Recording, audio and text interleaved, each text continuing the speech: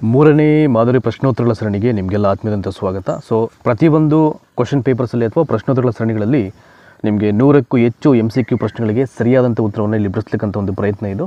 It is very important. ಖಂಡಿತವಾಗ್ಲೂ ಇಲ್ಲಿ ನಾವು ನಿಮಗೆ ಓದ್ಕೊಂಡು ಆನ್ಸರ್ ಮಾಡ್ತಕ್ಕಂಥ ಪ್ರಶ್ನೆಗಳು ಎಲ್ಲವೂ ಕೂಡ it is very important. So ಟೈಮನ್ನು ವ್ಯರ್ಥ ಮಾಡೋದು ಬೇಡ. ಈಗ 206ನೇ ಪ್ರಶ್ನೆಯಿಂದ ನಾವು ಸ್ಟಾರ್ಟ್ ಮಾಡೋಣ ಈಗ. So that is question number 206ಅಲ್ಲಿ ಭಾರತೀಯ ಸಂವಿಧಾನದ ಈ ಕೆಳಗಿನ ಯಾವ ಎರಡು ಕಾಯ್ದೆಗಳು ಕೆಲವು ಜಾತಿಗಳನ್ನು ಹಿಂದುಳಿದ ಜಾತಿ ಮತ್ತು ಪಂಗಡಗಳೆಂದು ಪರಿಗಣಿಸಿದೆ ಅಂತ. ಸೊ ನಮ್ಮ ಇಂಡಿಯನ್ ಕಾನ್ಸ್ಟಿಟ್ಯೂಷನ್ನಲ್ಲಿ ಯಾವ ಎರಡು ಕಾಯ್ದೆಗಳು ಕೆಲವೊಂದು ಜಾತಿಗಳನ್ನು ಹಿಂದುಳಿದಂಥ ಜಾತಿಗಳು ಅಥವಾ ಪಂಗಡ ಅಂತ ಕನ್ಸಿಡರ್ ಮಾಡಿದೆ ಅಂತ. ಸೊ ಕಾಯ್ದೆ 341, 342, ಕಾಯ್ದೆ 342, 343, 342, 344, ಕಾಯ್ದೆ 340, 341 ಅಂತಿದೆ. It is a very option. First option ಇದೆಯಲ್ಲ, ಕಾಯ್ದೆ 341, 342 ಅಂತಿದೆಯಲ್ಲ, ಅದು ರೈಟ್ ಆನ್ಸರ್ ಆಗುತ್ತೆ. ನೆಕ್ಸ್ಟು, ದಿಶಾ ಎಂಬ ಸ್ವಯಂ ಪ್ರೇರಿತ ಸಂಸ್ಥೆಯು ಉತ್ತರ ಪ್ರದೇಶದಲ್ಲಿ ಈ ಕೆಳಗಿನ ಯಾವ ಕ್ಷೇತ್ರದ ಉನ್ನತಿಗಾಗಿ ಶ್ರಮಿಸುತ್ತಿದೆ ಅಂತ. ಬಾಲಕಾರ್ಮಿಕ ನಿರ್ಮೂಲನೆ, ಹಳ್ಳಿಗಾಡು ಜನರಿಗೆ ಉದ್ಯೋಗ ದೊರಕಿಸ್ತಕ್ಕಂಥ ಕ್ಷೇತ್ರ, ದೇಶಾದ್ಯಂತ ಅನಕ್ಷರತೆಯ ನಿರ್ಮೂಲನೆ, ಮಹಿಳೆಯರ ಉನ್ನತಿ ಅಂತಿದೆ. ಆಪ್ಷನ್ ಸಿ ಇದೆಯಲ್ಲ, ದೇಶಾದ್ಯಂತ ಅನಕ್ಷರತೆಯ ನಿರ್ಮೂಲನೆ ಮಾಡ್ತಕ್ಕಂಥ ಉದ್ದೇಶವನ್ನು ಇಟ್ಕೊಂಡು ಈ ದಿಶಾ ಅಂತಕ್ಕಂಥ ಒಂದು ಸ್ವಯಂ ಪ್ರೇರಿತ ಸಂಸ್ಥೆ UPಯಲ್ಲಿ ಸೊ ತನ್ನ ಕೆಲಸ ಕಾರ್ಯವನ್ನು ಮಾಡ್ತಾಯಿದೆ. ಅಂದರೆ ಈ ದಟ್ ಈಸ್ ಅನಕ್ಷರತೆಯ ಒಂದು ನಿರ್ಮೂಲನೆ ಮಾಡಲಿಕ್ಕೆ ಅದು ಆ ಒಂದು ಕ್ಷೇತ್ರದ ಉನ್ನತಿಗಾಗಿ ಶ್ರಮಿಸ್ತಾ ಇದೆ ಅಂತದ್ದು. ನೆಕ್ಸ್ಟ್ ಒನ್ನು, ಈ ಕೆಳಗಿನವುಗಳಲ್ಲಿ ಯಾವ ಅಂಗದಿಂದ ನೇತ್ಯಾತ್ಮಕ ಮತದಾನದಿಂದ ನಿರ್ಣಯಗಳು ಶಾಸನಗಳಾಗಲು ತಡೆಯಲ್ಪಡುತ್ತವೆ ಅಂತ. ಸಾಮಾನ್ಯ ಸಭೆ, ಸಾಮಾಜಿಕ ಮತ್ತು ಆರ್ಥಿಕ ಸಭೆ, ಧರ್ಮದರ್ಶಿ ಸಮಿತಿ, ಭದ್ರತಾ ಸಮಿತಿ ಅಂತಿದೆ. ಸೊ ಆಪ್ಷನ್ ಡಿ ಇದೆಯಲ್ಲ, ಭದ್ರತಾ ಸಮಿತಿ, ಅದು ರೈಟ್ ಆನ್ಸರ್ ಆಗುತ್ತೆ. Will go forward. ಮತ್ತೊಂದು ಬಹಳ ಪ್ರಮುಖವಾದ ಪ್ರಶ್ನೆ ಇದೆ ಇಲ್ಲಿ 209ರಿಂದ. ಈ ಕೆಳಗಿನವುಗಳಲ್ಲಿ 1954ರಲ್ಲಿ ಜವಾಹರ್ಲಾಲ್ ನೆಹರು ಮತ್ತು ಚವೆನ್ ಲಾಯ್ ಇವರು ಮಾಡಿಕೊಂಡಂಥ ಒಪ್ಪಂದ ಯಾವುದು ಅಂತ. ಸೊ 1954ನಲ್ಲಿ ಜವಾಹರ್ಲಾಲ್ ನೆಹರು ಮತ್ತು ಚವೆನ್ ಲಾಯ್ ಅವ್ರ ಮಧ್ಯೆ ಮಾಡಿಕೊಂಡಂಥ ಒಂದು ಒಪ್ಪಂದ ಯಾವುದು ಅಥವಾ ನಡೆದಂಥ ಒಪ್ಪಂದ ಯಾವುದು ಅಂತ, ಟ್ರೀಟಿ ಯಾವುದು ಅಂತ. Which was the treaty? ಎರಡು ದೇಶಗಳು ಪರಸ್ಪರ ಬಂಧಿತರನ್ನು ಬಿಡುಗಡೆ ಮಾಡುವುದು, ಪರಸ್ಪರ ವ್ಯಾಪಾರಕ್ಕೆ ಅಂಗೀಕಾರ, ಎರಡೂ ದೇಶಗಳು ಪಂಚಶೀಲ ಸೂತ್ರವನ್ನು ಪಾಲಿಸಲು ತೀರ್ಮಾನ, ಎರಡೂ ದೇಶಗಳು ಶಾಂತಿಯುತವಾಗಿ ಗಡಿ ಸಮಸ್ಯೆಯನ್ನು ಪರಿಹರಿಸುವ ಅಂಗೀಕಾರ ಅಂತಿದೆ. ಆಪ್ಷನ್ ಸಿ ಇದೆಯಲ್ಲ, ಎರಡೂ ದೇಶಗಳು ಪಂಚಶೀಲ ಸೂತ್ರವನ್ನು ಪಾಲನೆ ಮಾಡಲಿಕ್ಕೆ ತೀರ್ಮಾನ ಅಂತ, ಅದು ರೈಟ್ ಆನ್ಸರ್ ಆಗುತ್ತೆ. ನೆಕ್ಸ್ಟು, ಭಾರತವು ಅಣ್ವಸ್ತ್ರಗಳನ್ನು ತಗ್ಗಿಸುವ ಒಪ್ಪಂದಕ್ಕೆ ಸಹಿ ಹಾಕಲು ವಿರೋಧ ಮಾಡದಂತೆ ಕಾರಣ ಅಂತ. ಭಾರತವು ಅಣ್ವಸ್ತ್ರಗಳನ್ನು ತಗ್ಗಿಸುವ ಒಪ್ಪಂದಕ್ಕೆ ಸಹಿ ಹಾಕಲು ವಿರೋಧ ಮಾಡದಂಥ ಕಾರಣ, ತನ್ನ ರಕ್ಷಣೆಗಾಗಿ ಅಣ್ವಸ್ತ್ರಗಳನ್ನು ಇಟ್ಟುಕೊಳ್ಳುವ ಇಚ್ಛೆಯಿಂದಾಗಿ ಅಣುಶಕ್ತಿಯುಳ್ಳ ರಾಷ್ಟ್ರಗಳಿಗೆ ಅಣ್ವಸ್ತ್ರಗಳನ್ನು ಬಳಸಲು ನಿರ್ಬಂಧಿಸದಿರುವುದು, ಈ ಒಪ್ಪಂದವು ಭಾರತಕ್ಕೆ ಮಾತ್ರ ಅನ್ವಯಿಸುವುದರಿಂದ ಈ ಮೇಲಿನ ಯಾವುದೂ ಅಲ್ಲ ಅಂತಿದೆ ಇಲ್ಲಿ. ಸೊ 215ಕ್ಕೆ ಆಪ್ಷನ್ ಬಿ ಇದೆಯಲ್ಲ. ಸೊ ಇಂಡಿಯಾ ಅಂತಕ್ಕಂಥದ್ದು ಅಣ್ವಸ್ತ್ರಗಳನ್ನು ತಗ್ಗಿಸ್ತಕ್ಕಂಥ ಒಂದು ಒಪ್ಪಂದಕ್ಕೆ ಸಹಿ ಹಾಕಲಿಕ್ಕೆ ರಿಜೆಕ್ಟ್ ಮಾಡುತ್ತೆ, ಅಂದರೆ ವಿರೋಧ ಮಾಡುತ್ತೆ. The reason behind option B ಇದೆಯಲ್ಲ, ಅಣುಶಕ್ತಿಯುಳ್ಳ ರಾಷ್ಟ್ರಗಳಿಗೆ ಅಣ್ವಸ್ತ್ರಗಳನ್ನು ಬಳಸಲು ನಿರ್ಬಂಧಿಸದಿರುವುದರಿಂದ ಅಂತಿದೆಯಲ್ಲ, ಅದು ರೈಟ್ ಆನ್ಸರ್ ಆಗುತ್ತೆ. ಸೊ ನೆಕ್ಸ್ಟು 211ನೇ ಪ್ರಶ್ನೆ. ಈಗ ಗ್ರಹಗಳು ತಮ್ಮದೇ ಆದ ಪಥದಲ್ಲಿ ಚಲಿಸುತ್ತಿರುವುದು ಯಾವ ಅಂಶದಿಂದ? ನೋಡಿ, ಯಾವ ಅಂಶದಿಂದ? ಸೂರ್ಯನು ತನ್ನ ಅಕ್ಷದ ಮೇಲೆ ಸುತ್ತುತ್ತಿರುವುದರಿಂದ, ಗುರುತ್ವಾಕರ್ಷಣೆ ಮತ್ತು ಮಧ್ಯದಿಂದ ಹೊರಹೊಮ್ಮುವ ಶಕ್ತಿಗಳು, ಅಗಾಧವಾದ ಗಾತ್ರ ಮತ್ತು ಗೋಳಾಕಾರ, ಪ್ರದಕ್ಷಿಣೆ ಮತ್ತು ಗ್ರಹಗಳ ಸಾಂದ್ರತೆ ಅಂತಿದೆ ಇಲ್ಲಿ. ಸೊ ಇದಕ್ಕೆ ಆಪ್ಷನ್ ಬಿ ಇದೆಯಲ್ಲ, ಗುರುತ್ವಾಕರ್ಷಣೆ ಮತ್ತು ಮಧ್ಯದಿಂದ ಹೊರಹೊಮ್ಮುವ ಶಕ್ತಿಗಳು ಅಂತ, ಅದು ರೈಟ್ ಆನ್ಸರ್ ಆಗುತ್ತೆ. 212, ಭೂಖಂಡಗಳು, ಸಾಗರಗಳ ಮತ್ತು ಇತರ ಸ್ವರೂಪಗಳ ಸಾಮಾನ್ಯ ಗಾತ್ರ ಮತ್ತು ಆಕಾರಗಳನ್ನು ಸರಿಯಾಗಿ ತೋರಿಸುವ ಭೂಗೋಳಶಾಸ್ತ್ರದ ಬೋಧನೆಯ ಸಾಧನ ಯಾವುದು ಅಂತ ಹೇಳಬೇಕು ಇಲ್ಲಿ. ನೋಡಿ, ಪ್ರಶ್ನೆ ಇನ್ನೊಂದ್ಸಲ ಓದ್ಬಿಡ್ತೀನಿ ನಾನು. ಭೂಖಂಡಗಳು, ಸಾಗರಗಳ ಮತ್ತು ಇತರ ಸ್ವರೂಪಗಳ ಸಾಮಾನ್ಯ ಗಾತ್ರ ಮತ್ತು ಆಕಾರಗಳನ್ನು ಸರಿಯಾಗಿ ತೋರಿಸುವ ಭೂಗೋಳಶಾಸ್ತ್ರದ ಬೋಧನೆಯ ಸಾಧನ ಯಾವುದು ಅಂತ ಹೇಳಬೇಕು. We will see A 4 option of this question. ಸೂಚನಾ ಫಲಕಗಳು, ನಕ್ಷೆಗಳು, ಛಾಯಾಚಿತ್ರಗಳು ಮತ್ತು ಗೋಳ ಅಂತ. ದಟ್ ಈಸ್ ಗೋಳ ಇದೆಯಲ್ಲ, ಗ್ಲೋಬು. ಸೊ ಅದೇನು ಮಾಡುತ್ತೆ? ಭೂಖಂಡಗಳ, ಸಾಗರಗಳ, ಸ್ವರೂಪಗಳ ಸಾಮಾನ್ಯ ಗಾತ್ರ ಮತ್ತು ಆಕಾರವನ್ನು ಸರಿಯಾದ ರೀತಿಯಲ್ಲಿ ಅದು ತೋರಿಸುತ್ತೆ. ಸೊ ನೆಕ್ಸ್ಟು, ದಟ್ ಈಸ್ ಅಭಿವೃದ್ಧಿ ಹೊಂದಿದ ರಾಷ್ಟ್ರಗಳಲ್ಲಿ ವಾಯು ಮಾಲಿನ್ಯಕ್ಕೆ ಈ ಕೆಳ ಕಾಣಿಸಿರುವುಗಳಲ್ಲಿ ಯಾವುವು ಕಾರಣವಾಗಿದೆ ಅಂತ. ಅಂದರೆ ಯಾವ ದೇಶಗಳು ಅಭಿವೃದ್ಧಿ ಹೊಂದ್ತಾ ಇದೆ ಆ ಒಂದು ದೇಶಗಳಲ್ಲಿ ವಾಯು ಮಾಲಿನ್ಯಕ್ಕೆ ಯಾವ ಅಂಶಗಳು ಕಾರಣ ಆಗುತ್ತೆ ಅಂತ ಒಂದು 4 ಅಂಶ ಕೊಟ್ಟಿದ್ದಾರೆ. ಅದರಲ್ಲಿ ಯಾವುದೋ ಅಂತ ಆಯ್ಕೆ ಮಾಡಬೇಕು. ಓಝೋನ್, ಇಂಗಾಲದ ಡೈಆಕ್ಸೈಡು, ಸೂಕ್ಷ್ಮ ಜೀವಿಗಳು ಮತ್ತು ಪರಾಗರೇಣುಗಳು ಅಂತಿದೆ. ಇಂಗಾಲದ ಡೈಆಕ್ಸೈಡ್, ಹೈಡ್ರೋಕಾರ್ಬನ್, ಸಾರಜನಕ ಆಕ್ಸೈಡ್ಗಳು ಮತ್ತು ಪರಿಸರದ ಧೂಳಿನ ಕಣಗಳು ಅಂತಿದೆ. ಸೊ ಹಾಲ್ ಡೈಆಕ್ಸೈಡ್, ಇಂಗಾಲದ ಮಾನಾಕ್ಸೈಡ್, ಕ್ಲೋರಿನ್ ಮತ್ತು ಪಾದರಸ, ಧೂಳು, ಹೈಡ್ರೋಜನ್ ಸಲ್ಫೈಡ್, ಸಲ್ಫ್ಯೂರಿಕ್ ಆಕ್ಸೈಡ್ ಮತ್ತು ಪರಾಗರೇಣುಗಳು ಅಂತಿದೆ. ಇದಕ್ಕೆ ಆಪ್ಷನ್ ಬಿ ಇದೆಯಲ್ಲ, ಇಂಗಾಲದ ಮಾನಾಕ್ಸೈಡು, ಹೈಡ್ರೋಕಾರ್ಬನ್ಸು, ಸಾರಜನಕದ ಆಕ್ಸೈಡ್ಗಳು ಮತ್ತು ಪರಿಸರದ ಧೂಳಿನ ಕಣಗಳು ಅಂತ, ಅದು ರೈಟ್ ಆನ್ಸರ್ ಆಗುತ್ತೆ. ಸೊ ನೆಕ್ಸ್ಟು 214ನೇ ಕ್ವಶನ್ ನಂಬರ್ 214. ಅಂತಃಸ್ರಣ ಶಿಲೆಯು ಉಂಟಾಗುವುದು ಹೇಗೆಂದರೆ ಅಂತ. ಅಂತಃಸ್ರಣ ಶಿಲೆಯು ಉಂಟಾಗುವುದು ಹೇಗೆಂದರೆ, ಶಿಲೆಯ ಚೂರುಗಳು ಶೇಖರಣೆಯಾಗುವುದರಿಂದ, ಲಾವಾರಸವು ಘನೀಭವಿಸುವುದರಿಂದ, ರೂಪಾಂತರ ಶಿಲಾ ರಚನೆಯಾಗುವುದರಿಂದ, ಭೂ ಹೊರಕವಚದಲ್ಲಿ ಶಿಲಾಪಾಕವು ತಣ್ಣಗಾಗಿ ಘನೀಭವಿಸುವುದರಿಂದ ಅಂತಿದೆ ಇಲ್ಲಿ. ಸೊ ಇದಕ್ಕೆ ಆಪ್ಷನ್ ಡಿ ಇದೆಯಲ್ಲ, ಅಂತಃಸರಣ ಶಿಲೆ ಅಂತಕ್ಕಂಥದ್ದು ಯಾವ ರೀತಿ ಉಂಟಾಗುತ್ತೆ ಅಂದರೆ ಭೂ ಹೊರಕವಚದಲ್ಲಿ ಶಿಲಾಪಾಕವು ತಣ್ಣಗಾಗಿ ಅದು ಘನೀಭವಿಸುವುದರಿಂದಾಗಿ ಸೊ ಅಂತಃಸರಣ ಶಿಲೆ ಅಂತಕ್ಕಂಥದ್ದು ಉಂಟಾಗುತ್ತೆ ಅಂತ. So next maths the following ಟೈಪಲ್ಲಿ ಒಂದು ಪ್ರಶ್ನೆ ಇದೆ, ಅದು ನೋಡೋಣ. ಅದನ್ನು ಕೆಳಗೆ ಕೊಟ್ಟಿರ್ತಕ್ಕಂಥ ಪಟ್ಟಿ 1 ಮತ್ತು ಪಟ್ಟಿ 2ರ ಮತ್ತು ಸೂಚಿತ ಅಂಕಿ ಅಕ್ಷರಗಳ ಸಹಾಯದಿಂದ ಸರಿಯಾದ ಜೋಡಿಯ ಉತ್ತರವನ್ನು ಹೆಸರಿಸಿ ಅಂತ. ಸೊ ನನ್ನ ಪ್ರಕಾರವಾಗಿ ಇವೆಲ್ಲವೂ ಕೂಡ ಜ್ವಾಲಾಮುಖಿ ಹೆಸರುಗಳು ಅನಿಸುತ್ತೆ, ಮೇ ಬಿ ಇದನ್ನು ಫ್ಯೂಸಿಯಾಮ, ವೆಸುವಿಯಸ್, ಮಾನೋಲೋವಾ ಮತ್ತು ಕ್ರಕಟೋವಾ ಅಂತ. ರೈಟ್ ಸೈಡಲ್ಲಿ ಯಾವ್ಯಾವ ದೇಶದಲ್ಲಿ ಯಾವ್ಯಾವ ಜ್ವಾಲಾಮುಖಿ ಆಗುತ್ತೆ ಅಂತ ಇಲ್ಲಿ ಕೊಟ್ಟಿದ್ದಾರೆ ಇಲ್ಲಿ. ಸೊ ಅದನ್ನು ಮ್ಯಾಚ್ ಮಾಡಬೇಕೀಗ ನೋಡಿ. ಪಾರ್ಟ್ 1ಅಲ್ಲಿ ಇನ್ನೊಂದ್ಸಲ ಹೇಳ್ತೀನಿ, ಫ್ಯೂಸಿಯಾಮ, ವೆಸುವಿಯಸ್, ಮಾನೋಲೋವಾ ಮತ್ತು ಕ್ರಕಟೋವಾ ಅಂತ. ಪಾರ್ಟ್ ಬಿನಲ್ಲಿ ಇಂಡೋನೇಷ್ಯಾ, ಹವಾಯ್, ಇಟಲಿ, ಜಪಾನ್ ಅಂತ ಇದೆ. ಮೊದಲು ಉತ್ತರವನ್ನು ಐಡೆಂಟಿಫೈ ಮಾಡೋಣ. ನೋಡಿ ಆಪ್ಷನ್ ಡಿ ಇದೆಯಲ್ಲ, ಈಗ ಮ್ಯಾಚ್ ಮಾಡೋಣ. ಈಗ ಫ್ಯೂಸಿಯಾಮಾಗೆ ದಟ್ ಈಸ್ ಜಪಾನ್, ಈ ಒಂದು ಜ್ವಾಲಾಮುಖಿ ಎಲ್ಲಿ ಐ ಥಿಂಕ್ ಬರುತ್ತೆ ಅಂದರೆ ಜಪಾನ್ನಲ್ಲಿ ಕಂಡುಬರುವಂಥದ್ದು. ಸೊ ನೆಕ್ಸ್ಟು ವೆಸುವಿಯಸ್ ಬಂದು ಆಪ್ಷನ್ 3 ದಟ್ ಈಸ್ ಇಟಲಿ.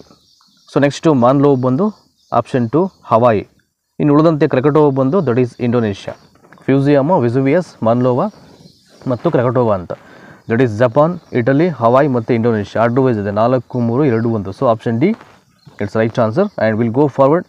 ಮತ್ತೊಂದು ಪ್ರಶ್ನೆ ನೋಡೋಣ ಈಗ ಏನಿದೆ ಅಂತ. ಇಲ್ಲಿ ಅಕ್ಬರನು ಯಾವ ದಿಗ್ವಿಜಯದ ಸ್ಮರಣಾರ್ಥವಾಗಿ ಫತೇಪುರ್ ಸಿಕ್ರಿಯನ್ನು ಕಟ್ಟಲಾಯಿತು ಅಂತ. ನೋಡಿ ಇಸ್ ವೆರಿ ಇಂಪಾರ್ಟೆಂಟ್ ಕ್ವಶನ್ ಇದು. ಹಲವಾರು ಪ್ರಶ್ನೆ ಪತ್ರಿಕೆಯಲ್ಲಿ ರಿಪಿಟೇಷನ್ ಆಗಿರ್ತಕ್ಕಂಥ ಪ್ರಶ್ನೆ ಇದು. ಸೊ ಅವನು ಗೆದ್ದಂಥ ಯಾವ ವಿಜಯದ ಸಂಕೇತವಾಗಿ ಅಕ್ಬರರು ಫತೇಪುರ್ ಸಿಕ್ರಿಯಲ್ಲಿ ಅವನು ಒಂದು ಸ್ಮರಣಾರ್ಥವಾಗಿ ಕಟ್ಟಡವನ್ನು ನಿರ್ಮಾಣ ಮಾಡ್ತಾನೆ ಅಂತ. ಅಲ್ಲಿ ಮಾಲ್ವಾ, ಗುಜರಾತು, ಮಥುರಾ ಮತ್ತು ಜೈಪುರ ಅಂತಿದೆ ಗುಜರಾತಲ್ಲಿ, ಆಯಿತಾ. ಸೊ ಗುಜರಾತ್ನ ಒಂದು ದಿಗ್ವಿಜಯದ ಸ್ಮರಣಾರ್ಥವಾಗಿ ಫತೇಪುರ್ ಸಿಕ್ರಿಯಲ್ಲಿ ಅವನು ದಟ್ ಈಸ್ ಒಂದು ಕೋಟೆಯನ್ನು ಕಟ್ಟೋದವನು. ತಾಜುಕ್ ಇ ಬಾಬ್ರಿ ಇದು ಯಾವ ಭಾಷೆಯಲ್ಲಿ ರಚನೆ ಆಗುತ್ತೆ ಅಂತ. ತಾಜುಕ್ ಇ ಬಾಬ್ರಿ ಅಂತಕ್ಕಂಥದ್ದು ಯಾವ ಲ್ಯಾಂಗ್ವೇಜಲ್ಲಿ ರಚನೆಯಾದಂಥ ಒಂದು ಕೃತಿ ಅಥವಾ ಗ್ರಂಥ ಅದು. ಪರ್ಷಿಯನ್ನು, ಟರ್ಕೀಸು, ಅರೇಬಿಕ್ಕು, ಉರ್ದು ಅಂತಿದೆ. ಬಟ್ ಆಪ್ಷನ್ ಬಿ ದಿಲ್ಲ ಟರ್ಕೀಸು, ಅದು ರೈಟ್ ಆನ್ಸರ್ ಆಗುತ್ತೆ. ಪೆಟ್ರೋಲಿಯಂ ತೈಲದ ಪ್ರಾಮುಖ್ಯತೆಯು ಬಹುವಾಗಿ ಹೆಚ್ಚಾಗಿರುವುದು ಏತಕ್ಕೆಂದರೆ ಅಂತ. ಪೆಟ್ರೋಲಿಯಂ ತೈಲದ ಪ್ರಾಮುಖ್ಯತೆಯು ಬಹುವಾಗಿ ಹೆಚ್ಚಾಗಿರುವುದು ಏತಕ್ಕೆಂದರೆ ಪೆಟ್ರೋಲಿಯಂ ಹೆಚ್ಚಿನ ಶಾಖಾಂಶವನ್ನು ಹೊಂದಿರುವುದರಿಂದ, ಕಡಿಮೆ ಯತ್ನಗಳಿಂದ ಅದು ಉರಿಯುವ ಇಂಧನ, ಕಡಿಮೆ ವೆಚ್ಚದಿಂದ ಅದನ್ನು ಬಹುದೂರಗಳಿಗೆ ಒಯ್ಯಬಹುದು, ನಿರುಪಯುಕ್ತತೆಯ ಕಡಿಮೆ ಅಂತಿದೆ ಈಗ. ಸೊ ಇದರಲ್ಲಿ ಯಾವುದು ಸರಿ ಅಂತ ಆಯ್ಕೆ ಮಾಡಬೇಕು. ಎ ಬಿ ಸಿನೋ, ಎ ಡಿ ಬಿನೋ, ಎ ಸಿ ಬಿನೋ ಮತ್ತು ಯಾವುದು ಅಲ್ವೋ ಅಂತ ಅದನ್ನು ಹೇಳಬೇಕೀಗ. ಸೊ ಪೆಟ್ರೋಲಿಯಂ ತೈಲದ ಪ್ರಾಮುಖ್ಯತೆಯು ಬಹುವಾಗಿ ಹೆಚ್ಚಾಗಿರುವುದು ಏನಕ್ಕಪ್ಪ ಅಂದರೆ ಆಪ್ಷನ್ ಡಿ ಇದೆಯಲ್ಲ, ಎಲ್ಲವೂ ಸರಿ ಅಂತ. ಎ ಸರಿ, ಬಿ ಸರಿ, ಸಿ ಸರಿ and the D is also right ಇಲ್ಲಿ. ಸೊ ಪೆಟ್ರೋಲಿಯಂ ಅಂತಕ್ಕಂಥದ್ದು ಹೆಚ್ಚಿನ ಶಾಖಾಂಶವನ್ನು ಹೊಂದಿರುತ್ತೆ, ಕಡಿಮೆ ಯತ್ನಗಳಿಂದ ಅದು ಉರಿತಕ್ಕಂಥ ಇಂಧನ, ಕಡಿಮೆ ವೆಚ್ಚದಿಂದ ಅದನ್ನು ಬಹುದೂರಗಳಿಗೆ ಒಯ್ಯಬಹುದು, ನಿರುಪಯುಕ್ತತೆಯ ಕಡಿಮೆ ಅಂತಿದೆ. ಸೊ ಇಷ್ಟು ರೀಸನ್ಸಿಂದ ಪೆಟ್ರೋಲಿಯಂ ತೈಲದ ಪ್ರಾಮುಖ್ಯತೆ ಅದು ಜಾಸ್ತಿ ಏನಾಗಿದೆ, ಡಿಮಾಂಡ್ ಮತ್ತು ಇಂಪಾರ್ಟೆನ್ಸು ಜಾಸ್ತಿ ಆಗ್ತಾ ಬರ್ತಾ ಇದೆ. ಸೊ 4 ಆಯ್ಕೆಗಳು ಅದಕ್ಕೆ ಸರಿಯಾಗುತ್ತೆ. ನೆಕ್ಸ್ಟ್ ಬರೋಣ ಈಗ ಮತ್ತೊಂದು ಪ್ರಶ್ನೆಗೆ. ಸಮಭಾಜಕ ವೃತ್ತದ ಎರಡೂ ಕಡೆಗಳಲ್ಲಿ 50 ಉತ್ತರ ಮತ್ತು 50 ದಕ್ಷಿಣಗಳಲ್ಲಿ ಕಂಡುಬರುವ ಪ್ರದೇಶಗಳು ಯಾವುವೆಂದರೆ. ಸಮಭಾಜಕ ವೃತ್ತದ ಎರಡೂ ಕಡೆಗಳಲ್ಲಿ 50 ಉತ್ತರ ಮತ್ತು 50 ದಕ್ಷಿಣಗಳಲ್ಲಿ ಕಂಡುಬರುವ ಪ್ರದೇಶಗಳು ಯಾವುವೆಂದರೆ ಉಷ್ಣವಲಯ ಮರುಭೂಮಿ ಪ್ರದೇಶ, ಡಾಲ್ಡ್ಸ್ ಪ್ರದೇಶ, ಉಷ್ಣವಲಯದ ಮಾನ್ಸೂನ್ ಪ್ರದೇಶ, ತೈಗಾ ಪ್ರದೇಶ ಅಂತ. ಆಪ್ಷನ್ ಬಿ ಇದೆಯಲ್ಲ, ಡಾಲ್ಪ್ಸಮ್ ಪ್ರದೇಶ ಅಂತ, ಅದು ರೈಟ್ ಆನ್ಸರ್ ಆಗುತ್ತೆ. ಮಸಾಯಿ, ಕಿಕುಯಾಸ್ ಮತ್ತು ಆಸಾಸ್ ಜನಾಂಗಗಳು ವಾಸಿಸುವ ಹುಲ್ಲುಗಾವಲುಗಳು ಯಾವುವೆಂದರೆ ಅಂತ. ಅಂದರೆ ಈ ಜನಾಂಗಗಳ ಹೆಸರು ಇವರು ಎಲ್ಲಿ ವಾಸ ಮಾಡ್ತಾರೆ ಅಂತ, ಯಾವ ಹುಲ್ಲುಗಾವಲು ಪ್ರದೇಶದಲ್ಲಿ. ಮಸಾಯಿ ಆಗಿರ್ಬೋದು, ಸೊ ಕಿಕುಯಾಸ್ ಜನಾಂಗ ಆಗಿರ್ಬೋದು ಮತ್ತು ಆಸಾಸ್ ಜನಾಂಗ ಆಗಿರ್ಬೋದು, ಎಲ್ಲಿ ವಾಸವಾಗ್ತಾರೆ ಅಂತ. ಆಫ್ರಿಕಾದ ಸವನ್ನ ಹುಲ್ಲುಗಾವಲುಗಳು, ವೆನೆಜುವೆಲಾದ ಲೆಲಿನಾಸ್ ಹುಲ್ಲುಗಾವಲುಗಳು, ಬ್ರೆಜಿಲ್ನ ಕಾಂಪಾಸ್ ಹುಲ್ಲುಗಾವಲುಗಳು, ಅರ್ಜೆಂಟೈನಾದ ಪಾಂಪಾಸ್ ಹುಲ್ಲುಗಾವಲುಗಳು ಅಂತಿದೆ. ಇದಕ್ಕೆ ಆಪ್ಷನ್ ಎ ಇದೆಯಲ್ಲ, ಆಫ್ರಿಕಾದ ಸವನ್ನ ಹುಲ್ಲುಗಾವಲುಗಳಲ್ಲಿ ಈ ಮಸಾಯಿ, ಕಿಕ್ವಿಯಾಸು ಮತ್ತು ಆಸಾಸ್ ಅಂತ ಜನಾಂಗ ಇಲ್ಲಿ ವಾಸ ಮಾಡುವುದು. ಹಾಗಾಗಿ ಆಯ್ಕೆ ಹೊಂದಿದೆಯಲ್ಲ ಅದು ಸರಿಯಾದ ಉತ್ತರವಾಗುತ್ತೆ. 221ನೇ ಪ್ರಶ್ನೆ ಬರೋಣ ಈಗ. So the question is Mediterranean ಸ್ವಾಭಾವಿಕ ಪ್ರದೇಶದ ಸ್ವಾಭಾವಿಕ ಸಸ್ಯವರ್ಗದ ಪ್ರಮುಖ ಗುಣಲಕ್ಷಣ ಯಾವುದು ಅಂತ. ಮೆಡಿಟರೇನಿಯನ್ ಸ್ವಾಭಾವಿಕ ಪ್ರದೇಶದ ಸ್ವಾಭಾವಿಕ ಸಸ್ಯವರ್ಗದ ಪ್ರಮುಖ ಒಂದು ಗುಣಲಕ್ಷಣ ಯಾವುದು ಅಂತ ಹೇಳಬೇಕೀಗ 4ರಲ್ಲಿ. ಅವುಗಳು ಚಳಿಗಾಲದ ಉಷ್ಣಾಂಶಕ್ಕೆ ಹೊಂದಿಕೊಳ್ತವೆ, ಬೇಸಿಗೆಯ ಶುಷ್ಕತೆಯನ್ನು ಅವು ತಡೆದುಕೊಳ್ತವೆ, ಹೆಚ್ಚಿನ ಮಳೆಗೆ ಹೊಂದಿಕೊಳ್ತವೆ, ಕೊನೆಯದಾಗಿ ಅತಿ ಶ್ವೇತಾಂಶದ ಚಳಿಗಾಲಕ್ಕೂ ಹೊಂದಿಕೊಳ್ಳುತ್ತವೆ ಅಂತ. ಆಪ್ಷನ್ ಬಿ ಇದೆಯಲ್ಲ, ಮೆಡಿಟರೇನಿಯನ್ ಸ್ವಾಭಾವಿಕ ಪ್ರದೇಶದ ಒಂದು ಸ್ವಾಭಾವಿಕ ಸಸ್ಯವರ್ಗದ ಪ್ರಮುಖ ಗುಣಲಕ್ಷಣ ಯಾವುದಪ್ಪ ಅಂದರೆ ಈ 4 ಆಯ್ಕೆಗಳಲ್ಲಿ ಆಪ್ಷನ್ ಬಿ ಇದೆಯಲ್ಲ, ಬೇಸಿಗೆಯ ಶುಷ್ಕತೆಯನ್ನು ಅವು ತಡೆದುಕೊಳ್ಳುತ್ತವೆ, ರೈಟ್ ಆನ್ಸರ್ ಆಗುತ್ತೆ. ನೆಕ್ಸ್ಟು 222ನೇ ಪ್ರಶ್ನೆ. ಈ ಕೆಳಗೆ ಕೊಟ್ಟಿರುವ ಹುಲ್ಲುಗಾವಲುಗಳ ಜೋಡಿಯಲ್ಲಿ ಒಂದು ಸರಿ ಹೊಂದಿಲ್ಲ ಅಂತ. ಈ ಕೆಳಗೆ ಕೊಟ್ಟಿರುವ ಹುಲ್ಲುಗಾವಲುಗಳ ಜೋಡಿಯಲ್ಲಿ ಒಂದು ಸರಿ ಹೊಂದಿಲ್ಲ, ಅದನ್ನು ಗುರುತಿಸಿ ಅಂತ. ದಕ್ಷಿಣ ಆಫ್ರಿಕಾ ವೆಲ್ಡ್ಸು, ಆಸ್ಟ್ರೇಲಿಯಾ ಡೌನ್ಸು, ಯುರೋಷಿಯಾ ಸ್ಟೆಪ್ಟೀಸು, ದಕ್ಷಿಣ ಅಮೆರಿಕಾ ಪುಸ್ಟೀಸ್ ಅಂತಿದೆ. ಬಟ್ ಆಪ್ಷನ್ ಡಿ ಇದೆಯಲ್ಲ, ಅದು ಸರಿಯಾಗಿ ಹೊಂದಾಣಿಕೆ ಆಗದಿರ್ತಕ್ಕಂಥ ಒಂದು ಜೋಡಿ ಅದು. ದಕ್ಷಿಣ ಆಫ್ರಿಕಾದ ಪುಸ್ಟೀಸ್ ಅಂತ, ಆಯಿತಾ, ಅಂದರೆ ಹುಲ್ಲಿಗಗಳ ಜೋಡಿ ಅಂತ ಅದು. ನೆಕ್ಸ್ಟು ಬೇಟೆಗಾರಿಕೆ, ಮೀನುಗಾರಿಕೆ, ಮರ ಕಡಿಯುವಿಕೆ ಮುಂತಾದ ಯಾವ ಒಂದು ಉದ್ಯಮದಲ್ಲಿ ಕಂಡುಬರುತ್ತದೆ ಅಂದರೆ ಯಾವ ಉದ್ಯಮ ಅಂತ ಇದು? ಇವೆಲ್ಲ ಬೇಟೆಯಾಡೋದಾಗಿರ್ಬೋದು, ಫಿಶರಿಂಗು ಮತ್ತು ಮರ ಕಡಿಯೋದು, ಇದು ಯಾವುದ್ರಲ್ಲಿ ಬರುತ್ತೆ ಅಂತ. ಸ್ವಂತ ಉದ್ಯಮನೋ, ಮೂಲತಃ ಬಗೆಯ ಉದ್ಯಮನೋ, ದ್ವಿತೀಯ ಬಗೆಯ ಉದ್ಯಮನೋ, ತೃತೀಯ ಬಗೆಯ ಉದ್ಯಮ ಅಂತ ಕೇಳಿದರೆ, ಬಟ್ ಮೂಲತಃ ಬಗೆಯ ಉದ್ಯಮ ಅಂತಿದೆಯಲ್ಲ, ದಟ್ ಈಸ್ ಆಪ್ಷನ್ ಬಿ, ಅದು ರೈಟ್ ಆನ್ಸರ್ ಆಗುತ್ತೆ ಅಂತ. ನೆಕ್ಸ್ಟು ವಿದೇಶಿ ವಿನಿಮಯ ಗಳಿಸುವುದಕ್ಕಾಗಿ ಮುಖ್ಯವಾಗಿ ಬೆಳೆಯುವ ಬೆಳೆಗಳ ಪಟ್ಟಿಯನ್ನು ಗುರುತಿಸಿ ಅಂತ. ವಿದೇಶಿ ವಿನಿಮಯ ಗಳಿಸಲಿಕ್ಕೆ ಮುಖ್ಯವಾಗಿ ಯಾವ ಬೆಳೆಯನ್ನು ಇಲ್ಲಿ ಬೆಳೆಯಲಾಗುತ್ತೆ ಅಂತ. ಸೊ ಕಬ್ಬು, ಹತ್ತಿ, ಗೋಧಿ, ಭತ್ತ, ಕಾಫಿ, ಟೀ, ಹೂಗಳು, ಹಣ್ಣುಗಳು, ಕಾಯಿಗಳು, ತರಕಾರಿಗಳು, ಆಹಾರ ಧಾನ್ಯಗಳು ಮತ್ತು ದ್ವಿದಳ ಧಾನ್ಯಗಳು ಅಂತಿದೆ. ಇದಕ್ಕೆ ಆಪ್ಷನ್ ಸಿ ಇದೆಯಲ್ಲ, ಹೂ, ಹಣ್ಣು ಮತ್ತು ಕಾಯಿ ಅಂತ, ಅದು ರೈಟ್ ಆನ್ಸರ್ ಆಗುತ್ತೆ. ಸೊ 225ನೇ ಪ್ರಶ್ನೆಯನ್ನು ಓದಿಕೊಂಡು ಉತ್ತರವನ್ನು ಹೇಳಲಿಕ್ಕಿಂತ ಮುಂಚೆ ದಯಮಾಡಿ for the very first time ಇವತ್ತು ನಮ್ಮ ಯಾರೆಲ್ಲ ಹೊಸದಾಗಿ ಯೂಟ್ಯೂಬ್ ವಾಹಿನಿಯನ್ನು ವಾಚ್ ಮಾಡ್ತಿದ್ರು ಕೂಡಲೇ ಸಬ್ಸ್ಕ್ರೈಬ್ ಮಾಡಿ, ನಿಮ್ಮೆಲ್ಲ ಸ್ನೇಹಿತರಿಗೂ ಶೇರ್ ಮಾಡಿ. ಭಾಳ ಮುಖ್ಯವಾಗಿ ನಾವು ಮಾಡ್ತಕ್ಕಂಥ ಯಾವುದೇ ನೋಟಿಫಿಕೇಷನ್ ಫಸ್ಟ್ ಬಂದು ನಿಮ್ಗೆ ತಲುಪಬೇಕು ಅಂತ ಅಂದ್ಕೊಂಡ್ರೆ ಬೆಲ್ ಐಕನನ್ನು ಮರದೇ ಪ್ರೆಸ್ ಮಾಡಿ.